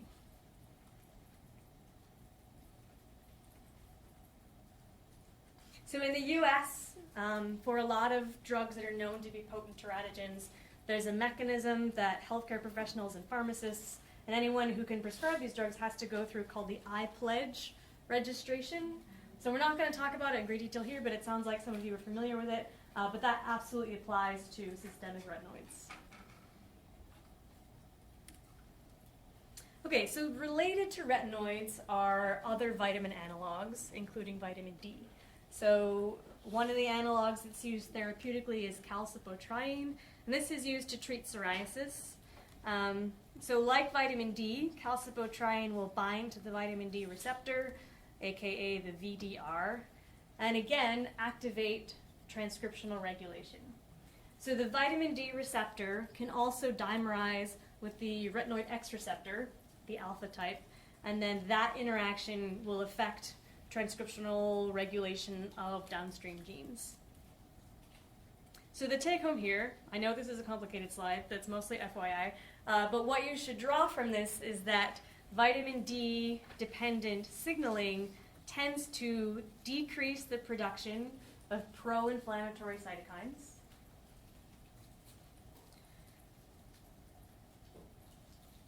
and increase the reduction of anti-inflammatory cytokines.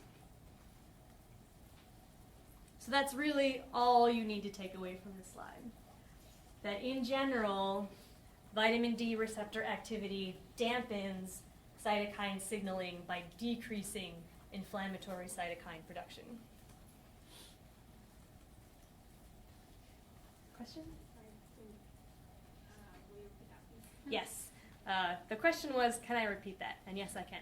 So in general, vitamin D receptor activation is an inflammatory suppressor because it suppresses the transcriptional and expressional activation of cytokines. So you are dampening inflammatory signaling by decreasing production of inflammatory cytokines. Better? Any other questions? All right, so this is also FYI running. So it decreases inflammatory cytokines, but you mentioned it has another effect on it increases. What does it increase? What? Oh, sorry. Yes. So at the same time that vitamin D receptor activity will decrease inflammatory cytokine production, it will increase anti-inflammatory cytokine production. So you are dampening inflammatory signals and you're increasing anti-inflammatory signals. So then you have this overall shifting of the balance towards anti-inflammatory activity. Okay, and then just to kind of give you a visual for what this looks like, calcipotriene is shown on the right here, whereas the two isoforms of vitamin D, ergocalciferol and cholecalciferol, are shown here. So this is FYI for structure, but it's always helpful to see exactly what's happening because, like, anytime you have a therapeutic that binds to a specific receptor, it's often because that compound looks a lot like that receptor's endogenous substrate. And in this case, that happens to be true as well. All right, any questions about vitamin D, vitamin A? So again, these are very similar types of compounds, and they act through very similar mechanisms.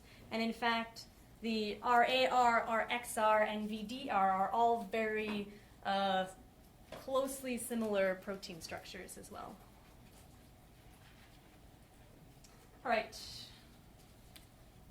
Photochemotherapy. As we elucidated earlier, it's the combination of light treatment with chemical compounds to affect therapeutic end goals. And so photochemotherapy is used to treat things like atopic dermatitis, different types of skin cancers, vitiligo, a couple other things, but let's talk about vitiligo for a second. So this is the autoimmune destruction of melanocytes in specific areas of the skin. It tends to be around the face and mouth and on different parts of the hands and face. So it causes not a physiological pathology, but just an alteration of skin coloring that looks pathological, even though it's not. And photochemotherapy can treat it. And so this is a picture of the model Winnie Harlow, who is a patient of vitiligo. Maybe patient's not the right word. A person who has vitiligo. And one of the things that I think I really like about the internet right now is that it's really normalizing like what it means to be a person, like what it means to look like a person. So we have a lot of opportunities because everyone is really eager to share everything about their lives on the internet. In some ways, that's really annoying, and in some ways, it's really heartening because you get to see what life looks like from a lot of different perspectives, and you get to see what people's lives look like from their lived experiences. And one of the things I really like about that is that people of all shapes and sizes and appearances are becoming more comfortable and confident putting themselves out there and saying, this is who I am, this is how I live my life. And I think it can be especially empowering for people who have conditions that make them look different than other people, because it helps them, A, find other people that look like them, and B, kind of, as much as they want to, be advocates for that being part of the spectrum of lived experience. So part of Winnie Harlow's activism in this area is being a model and being sort of an ambassador for, I don't want to call it an alternative look, but a different way of being on the spectrum of normal humanity. Let's call it that. But for people who are comfortable with how they look with vitiligo, photochemotherapy is a way to treat that. And it's unclear exactly how it works, but overall, it's thought to stimulate the proliferation and the migration of melanocytes into the areas that are devoid of color. So how does this work? Question? Is vitiligo generally symmetrical? Sometimes yes, sometimes no. So I guess I'll say no overall, even though in some cases it clearly is.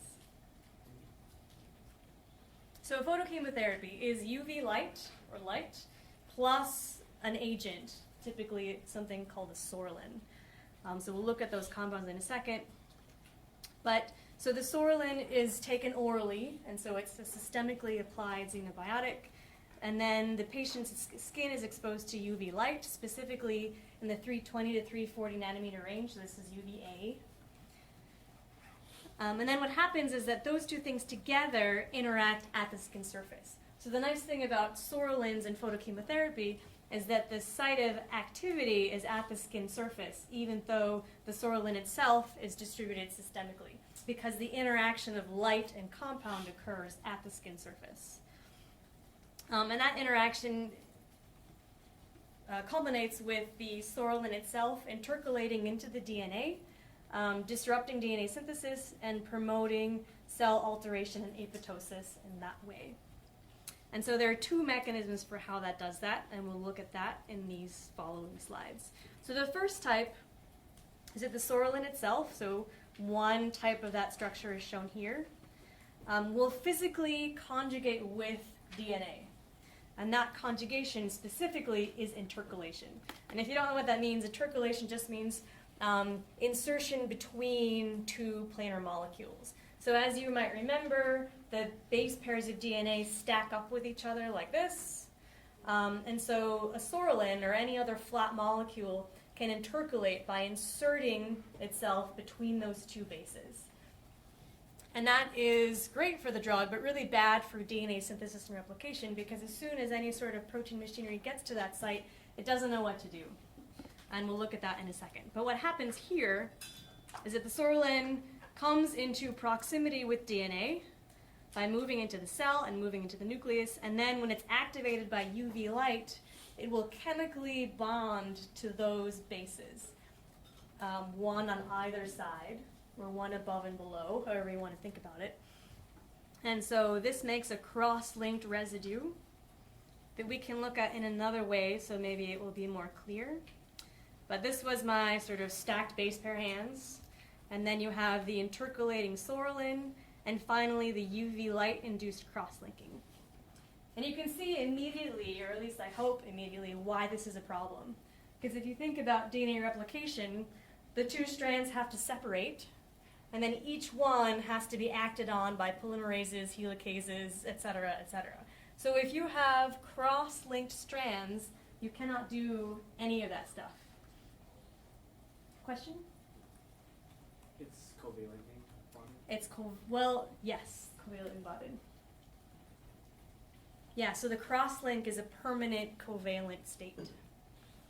And so what happens biologically is that when the replication machinery gets to that site, it'll stall. And then when you have enough of those stalled replication sites, apoptotic signaling will start to take over, and then the cell will go through a variety of checkpoints and decide whether to undergo apoptosis or not. And typically, with the accumulation of enough of these crosslinks, it will send the cell towards an apoptotic fate. So a second way to get a cell to undergo apoptosis through photochemotherapy is to induce free radical damage.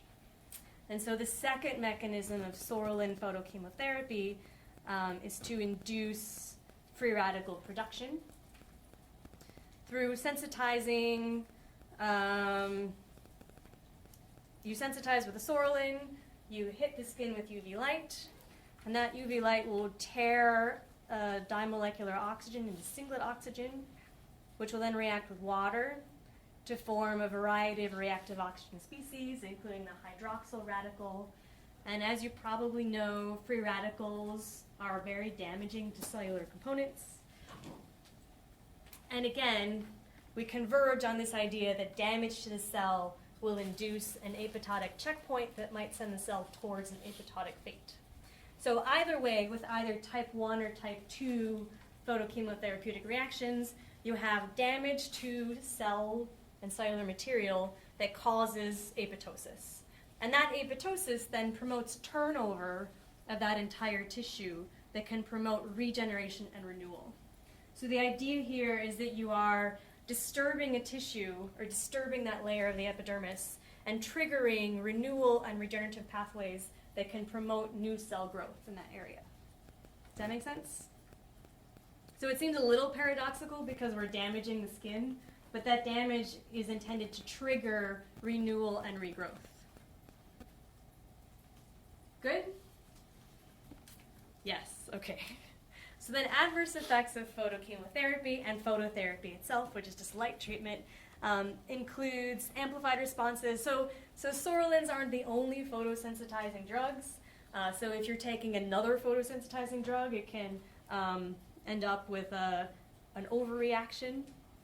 So some of the drugs that are photosensitizing include phenothiazines, thiazides, sulfonamide antibiotics, NSAIDs, sulfonylureas, tetracyclines, and benzodiazepines. And then the therapy itself can be phototoxic and result in dry skin, abnormal pigmentation, itching, or activation of latent viral infections, including herpes simplex, as well as the immediate inflammatory reactions of edema and blistering. So does the idea of photochemotherapy make sense? That you are combining a chemical that's systemic with light that's very surface specific to target a therapeutic effect at the skin surface. And that therapeutic effect is one of damaging cells, promoting apoptosis to cause turnover and renewal of that tissue. So let's turn for a second from talking about photo-caused damage for therapeutic purposes to photoprotection. We'll, I think, cover this and then take a little bit of a break and then come back and cover the rest. So this is the part of the lecture where I always start to feel guilty because I will say that right now I'm not wearing sunscreen. And everyone should be wearing sunscreen. Maybe some of you are. If so, you're good people. If not, no. Photoprotection is very easy to do, often overlooked. But I think it's important to take a step back and kind of look at the physical properties of the electromagnetic spectrum to remember where we are and what we're talking about. So the ultraviolet spectrum is that which is shorter than the visible wavelength. So we're in this 280 or so to 360 range, therefore ultraviolet. And then we have a couple different types of ultraviolet light that we're talking about here. So let's start from the shortest wavelength and move our way in. So UVC light is something that you almost never encounter in a normal environment. But if you work in a lab and you ever do visualization of DNA with ethidium bromide, for example, you use that like UV light box. Has anyone ever done this? That is UVC, and it is very damaging to the skin. So you should never ever like put your face over that box for a long time. It's very damaging. But fortunately, you don't encounter it under normal circumstances. But what you do encounter are UVB rays and UVA rays.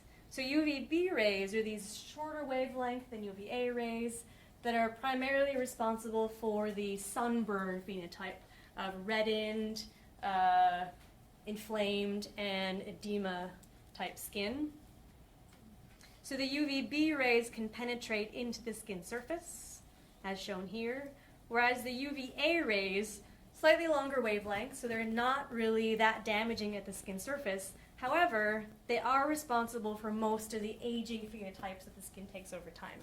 So sunspots, freckles, wrinkles, these things are because the longer wavelength light is lodging deeper in the skin, causing damage to the basal stem cell layer, causing damage to collagen, connective proteins, and tissues that all promote healthy skin maintenance.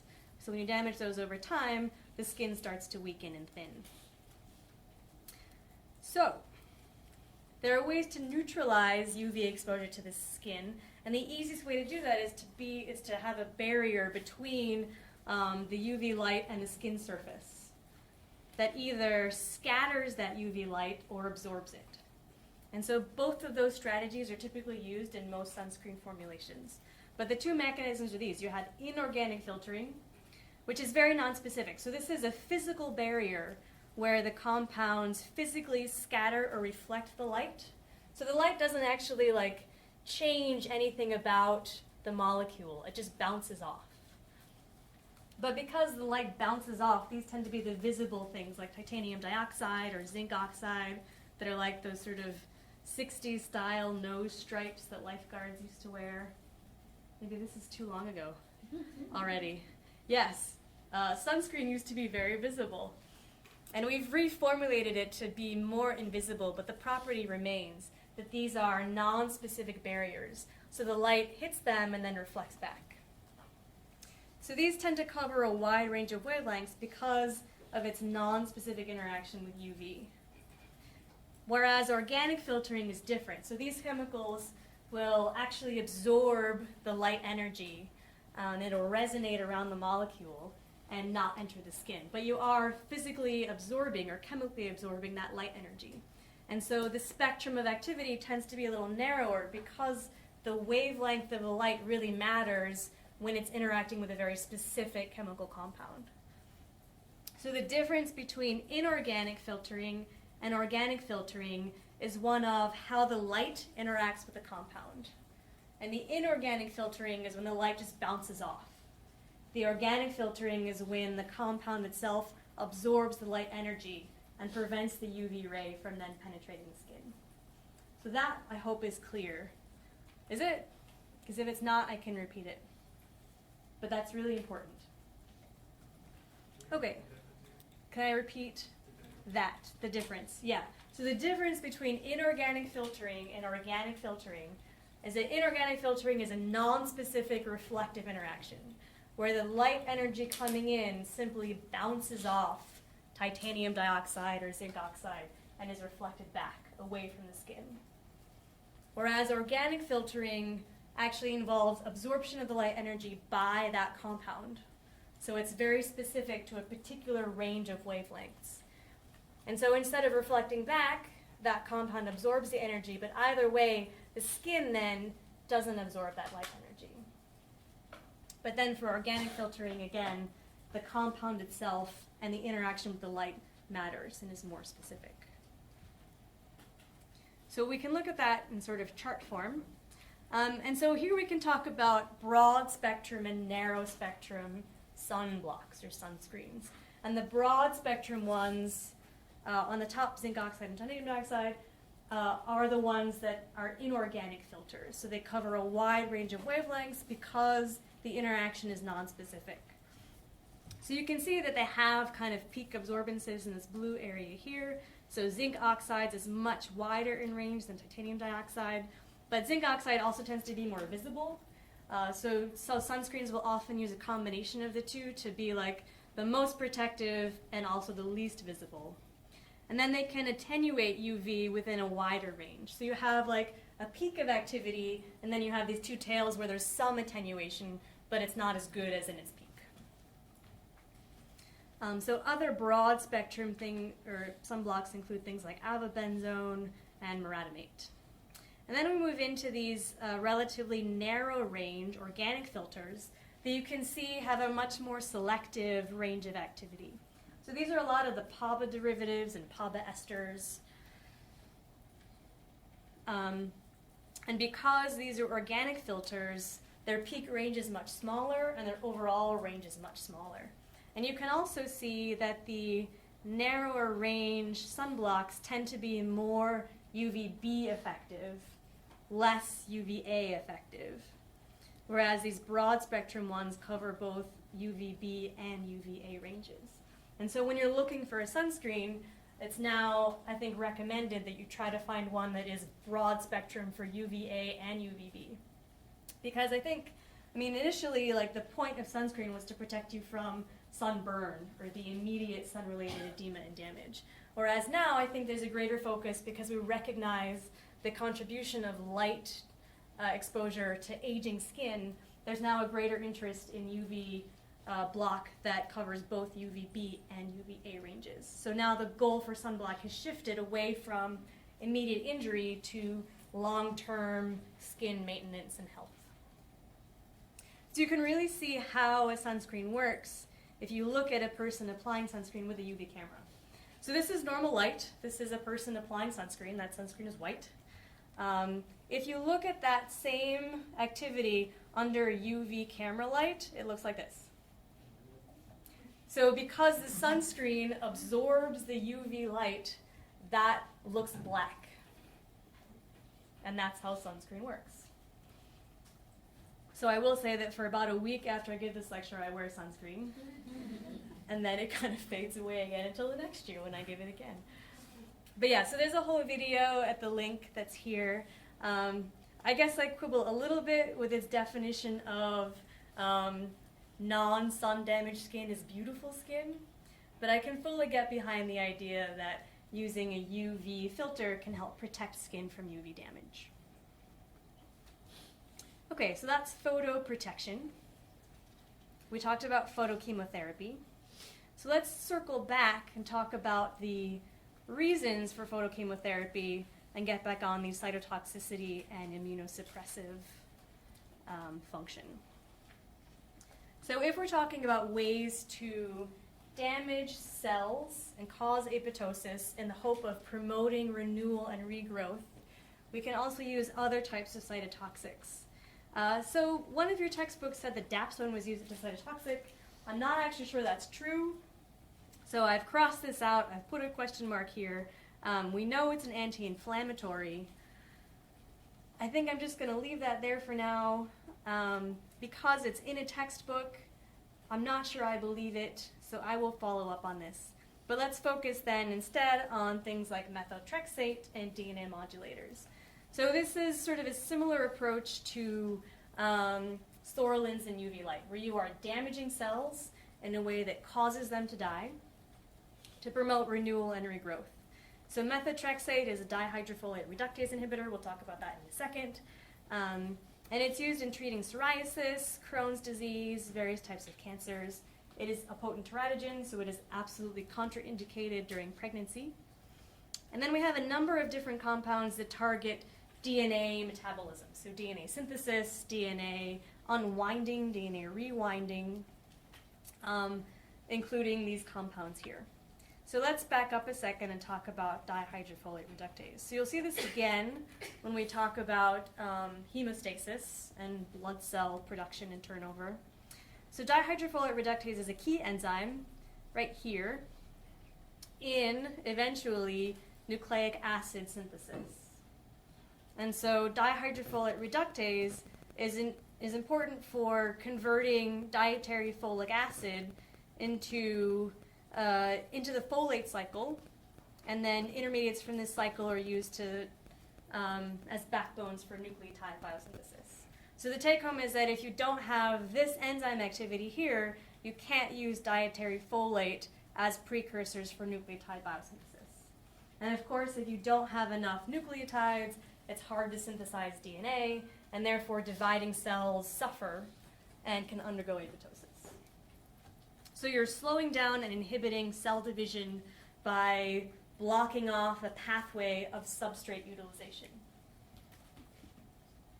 And so keep in mind that the goal here is to kill cells, and we're doing that by depriving them of the substrates they need to make more DNA.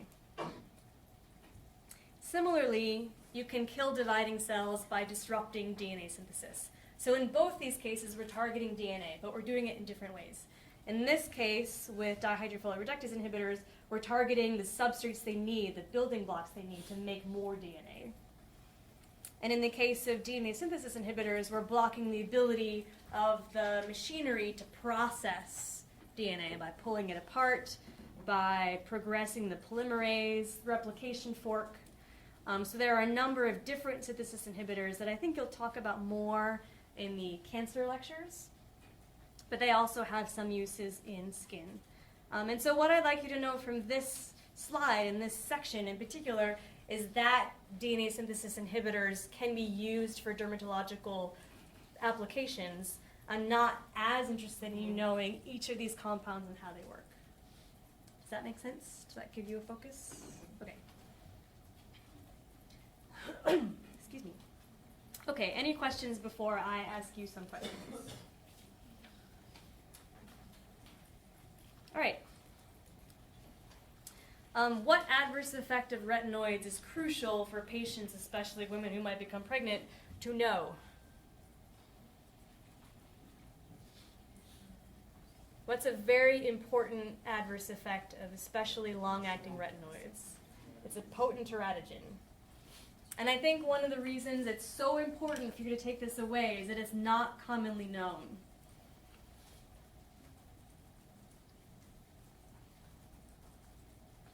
But as a pharmacist, it will be your job to be a steward and a counselor of this type of information. Second question, what conjugate treatment do psoralins need in order to be effective as therapeutic agents?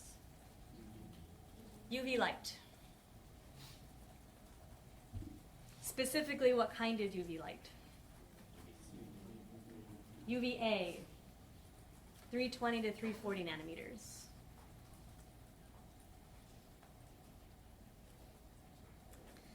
Do the inorganic filtering photoprotective agents tend to be broad spectrum or narrow spectrum? They tend to be broad spectrum. Any ideas about why? Based on their mechanism? I heard something over here. Because it's a non-specific interaction. It's just reflection of that UV light.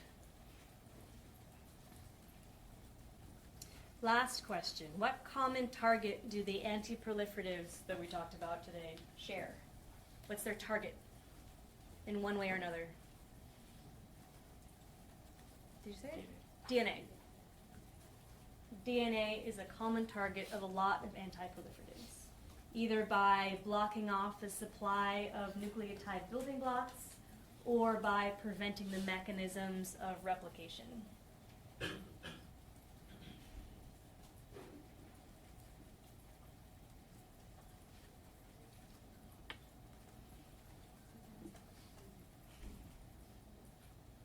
All right, ready to move on?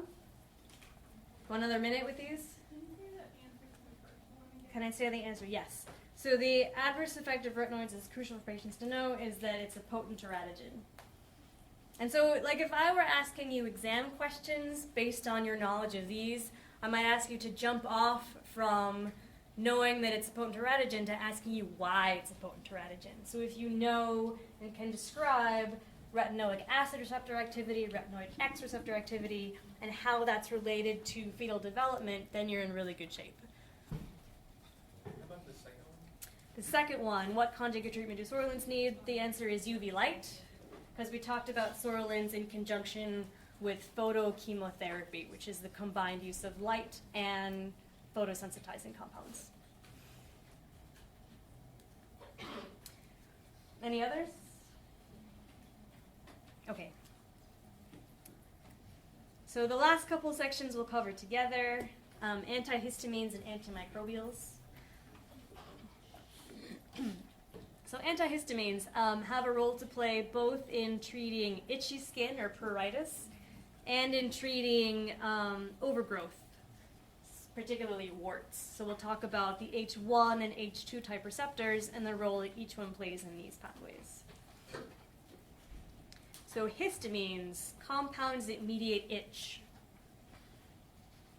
I don't know if you've encountered histamines already, but we'll do a quick review, if so or if not. So histamines are secreted or released by mast cells, which are activated by inflammation and irritation. Those histamines that get released will interact with histamine receptors on sensory nerve fibers. So in particular, the C afferent fiber is a common target of histamine activity. That will transmit signals to the dorsal root ganglion, which will then deliver it to the central nervous system in the brain. And that signal is then synthesized as an itch feeling or response. And so the antihistamines bind to and compete with histamine at these receptors, and they therefore dampen the signaling pathway that is interpreted as itch. So I think it's important to keep in mind what itching actually is. It's a pretty complex response to sensory input, which is why you can have irritant-dependent itch, but you can also have neuropathic or idiopathic itch, where there's no clear incitement, you just itch and you don't know why. And so for specific irritant-mediated histamine signaling, it can be enough to remove the irritant. But for neuropathic itch, of course, there's no inciting irritant, so it's really more effective to inhibit the sensory pathway signaling, thus antihistamines. So antihistamines inhibit, we're talking about both inhibition of H1 type and H2 type receptors. So the ones that I think are important to know because they're commonly used include diphenhydramine, loratadine, cimetidine, and ranitidine. These structures, again, are FYI. But again, I think it's helpful to understand how the histamine molecule itself is structurally related to the histamine receptor analogs that are used as inhibitors therapeutically. So then we have, of the different types that I'd like you to know, they fall into a couple different generations of development. So like we saw for corticosteroids and for retinoids, we had a first generation of histamine inhibitors, the H1s in particular. So these are effective antihistamines, but they cross the blood-brain barrier. And because they're able to do that and bind to central nervous system H1 receptors, they cause sedation, which is an unwanted side effect, even as they are very effective as anti-itching therapies. So the second generation of histamine inhibitors was developed to have the same anti-itching effect without causing drowsiness and sedation. And the biggest difference between first and second generation is that the second generation histamine inhibitors don't cross the blood-brain barrier.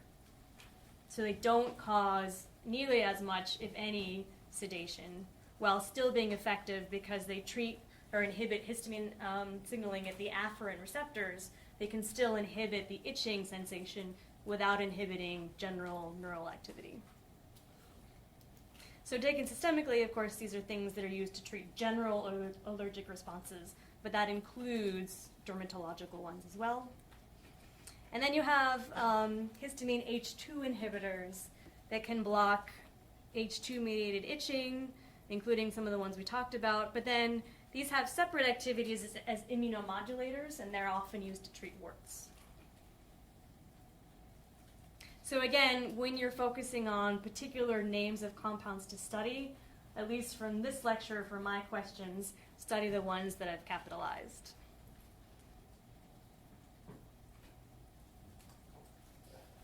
And I think ranitidine was spelled incorrectly in the version that I gave you, so I corrected it and marked it in red. So typically, if you see something in red, it means that I've corrected it from the version that I sent out to you. So I hope to have fewer and fewer of these the more and more times I give these lectures.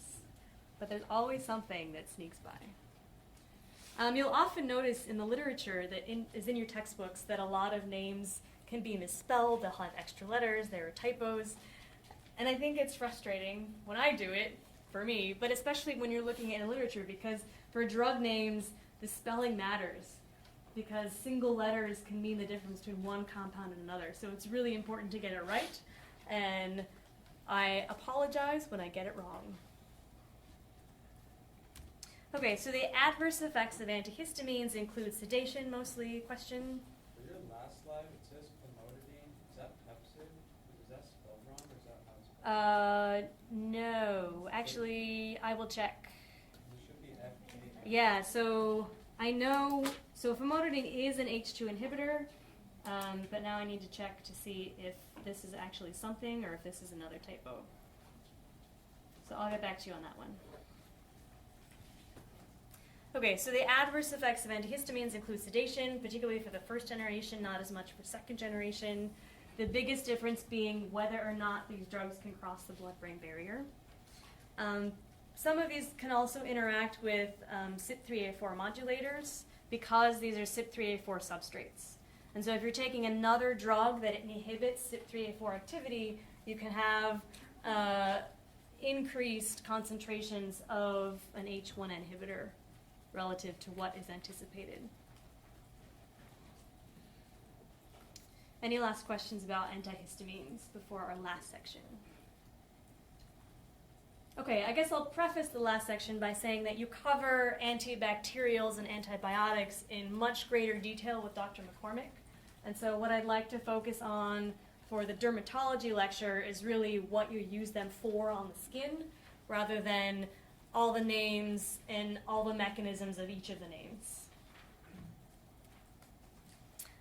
Okay, so antibiotics can be used to treat acne, various types of inflammation, and various infections and infestations. So depending on the type of infesting or infecting agent, you choose a chemical therapeutic that can inhibit or kill that organism.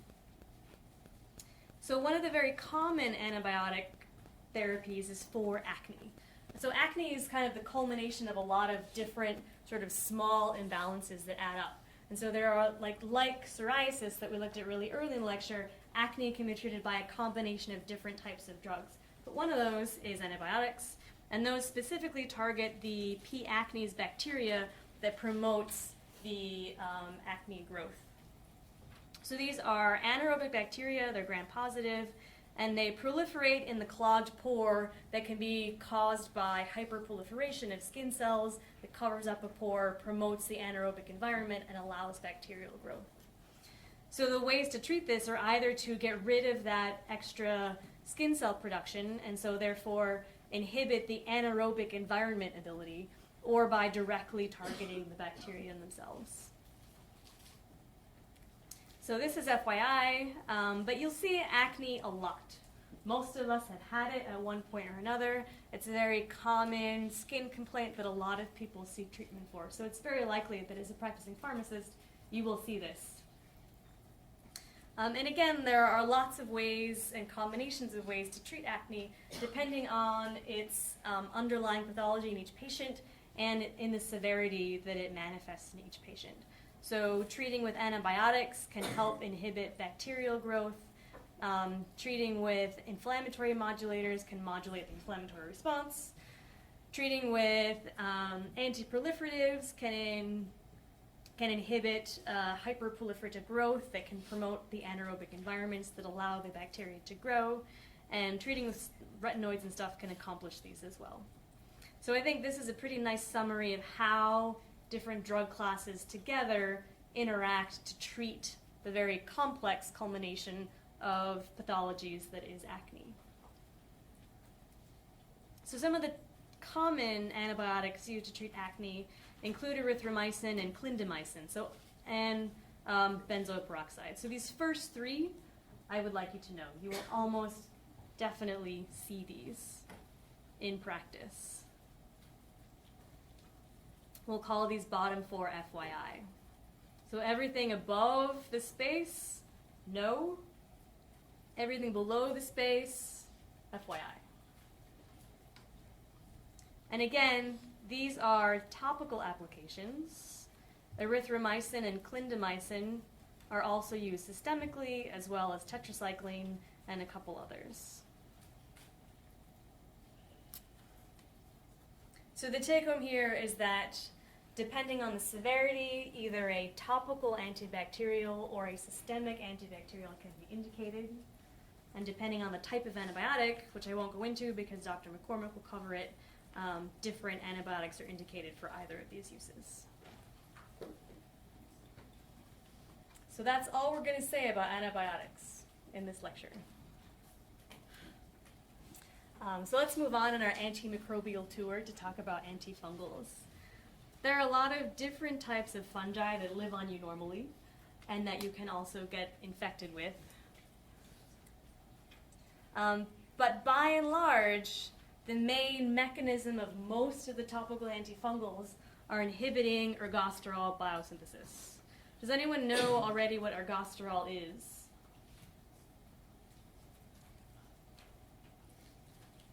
So ergosterol is a very similar, based on the same backbone to cholesterol.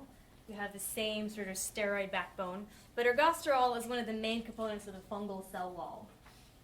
Fortunately, it is not one of the main components of a human or a mammalian cell wall. So all of these antifungals that target ergosterol biosynthesis will therefore weaken and inhibit fungal cell wall growth and stability without affecting mammalian cell stability, which is why these are effective antifungals. So you'll see that of all of these topical antifungals, the vast majority of mechanism is ergosterol biosynthesis inhibition. So we have a couple other microtubule inhibitor, sort of unknown sterile bioinhibitors, but most of it's targeting ergosterol. And the reason for that is that ergosterol is important for fungal cell walls, but isn't a part of the mammalian cell wall. So you can differentiate between your cells and fungal cells. So overall, the antifungals mostly target the fungal cell wall. There are some that target cell growth overall, as well as DNA synthesis like we saw previously. But again, for antifungals, focus mostly on ergosterol biosynthesis. And then if we go back a second, most of these you'll see are azoles included here. So we did antibacterials, we're doing antifungals. Just to make sure that we're all on the same page, did Dr. Lopes talk to you about fungal infections, common ones? What are some common fungal infections that you can think of or know of or have had? Athlete's foot, candidiasis, or thrush. So, yes, jock itch. Can't remember if that's bacterial or fungal, honestly.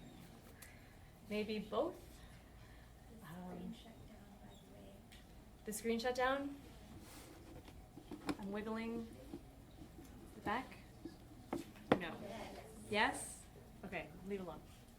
Yeah, so you have, a lot of these bacterial and fungal infections are commensal species that live on you all the time anyway. And often in situations or contexts of immune deficiency or immune weakness, the balance between your skin's defense mechanisms and the bacterial or fungal growth shifts so that environment becomes more conducive to fungal or bacterial growth. So you'll often see thrush or different kinds of skin infections in immunocompromised patients or infants or the elderly.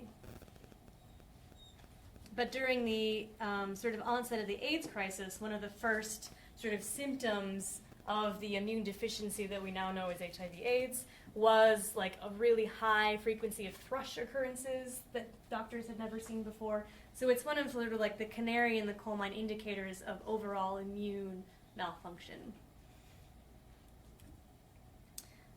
Okay, so we've done bacteria, we've done fungi. Let's go a little bigger and talk about, or smaller, and talk about viruses. So viruses can infect the skin and either cause pathology by themselves or promote the growth of skin that then cause warts and tumors. So again, let's kind of back up and look at the overall mechanisms of antivirals. So most of these target DNA replication.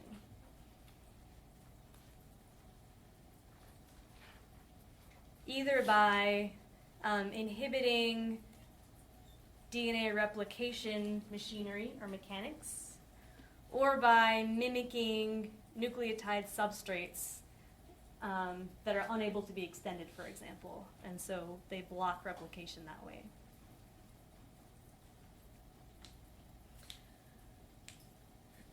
And so what are some common viruses that affect skin or have dermatologic pathologies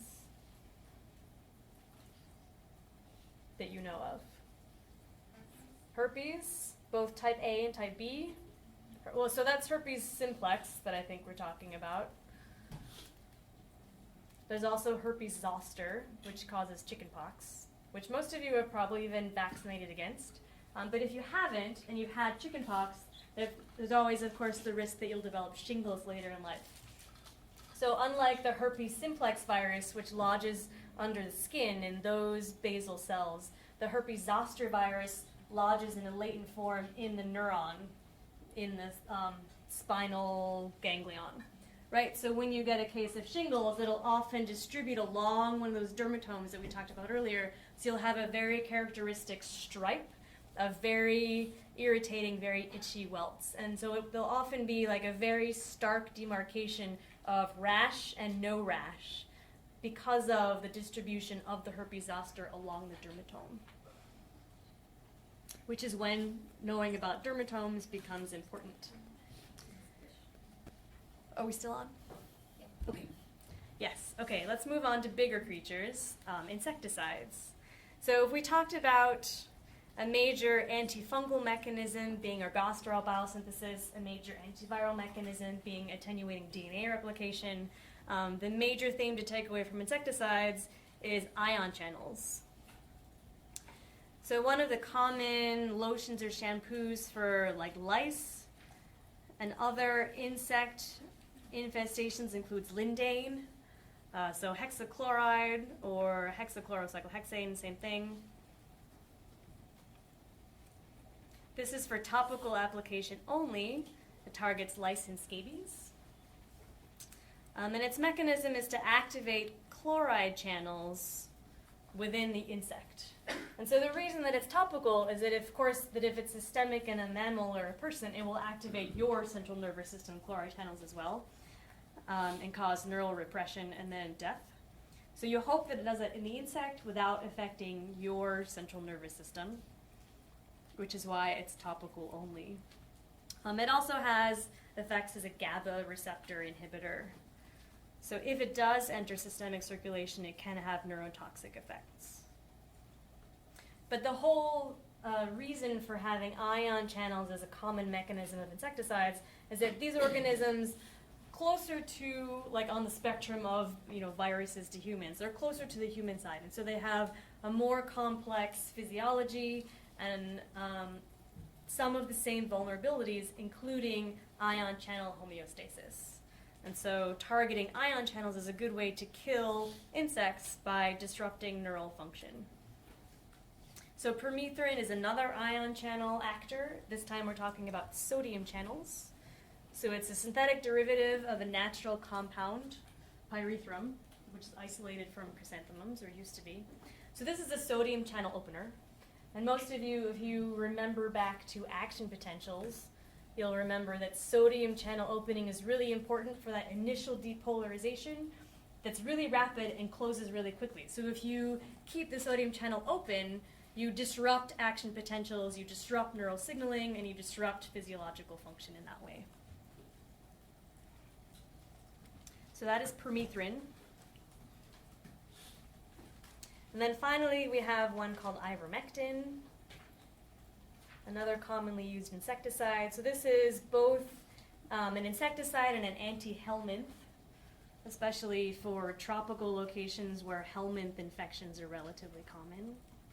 So this is another ion channel actor, and again, this acts on chloride channels, but these are the glutamate receptor ones, not the glycine ones that we talked about earlier. So the common theme for insecticides is ion channel modulators. Any last questions? Okay, my turn to ask you questions. What types of cells release histamine? Mast cells. Very good. Protein class is a common target of insecticides. If you had to describe all the things we just talked about as a group, what would they be? Ion channels.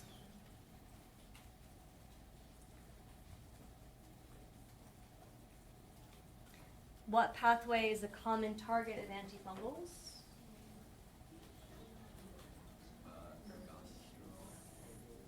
Ergosterol biosynthesis. Ergosterol is related to cholesterol.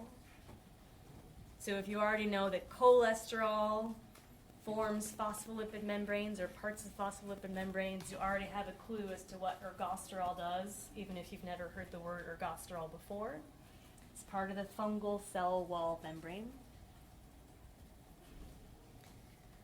What molecule is a common target of antivirals? It's really more of a polymer. DNA. Disrupting DNA synthesis is a common antiviral mechanism.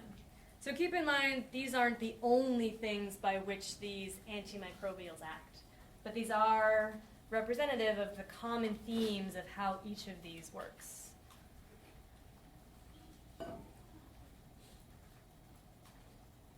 Any questions about that? All right, so then at the end, I think these got sent out in the PDF that you received earlier. So these are longer form questions that I'm hoping that you will be able to work on at home. And I think these will really help pull together disparate parts of the lecture for you. If you're comfortable with these questions, that's great. If you're struggling a little bit with them, please come see me or come ask me about it or email me. If you can comfortably answer when you review, all the quick review, if you can work through the lecture objectives and you can answer these questions, then you're good with this lecture. So if you have questions about these, please come up. Otherwise, we're done. Thank you very much. And I'll see you guys again in the spring semester.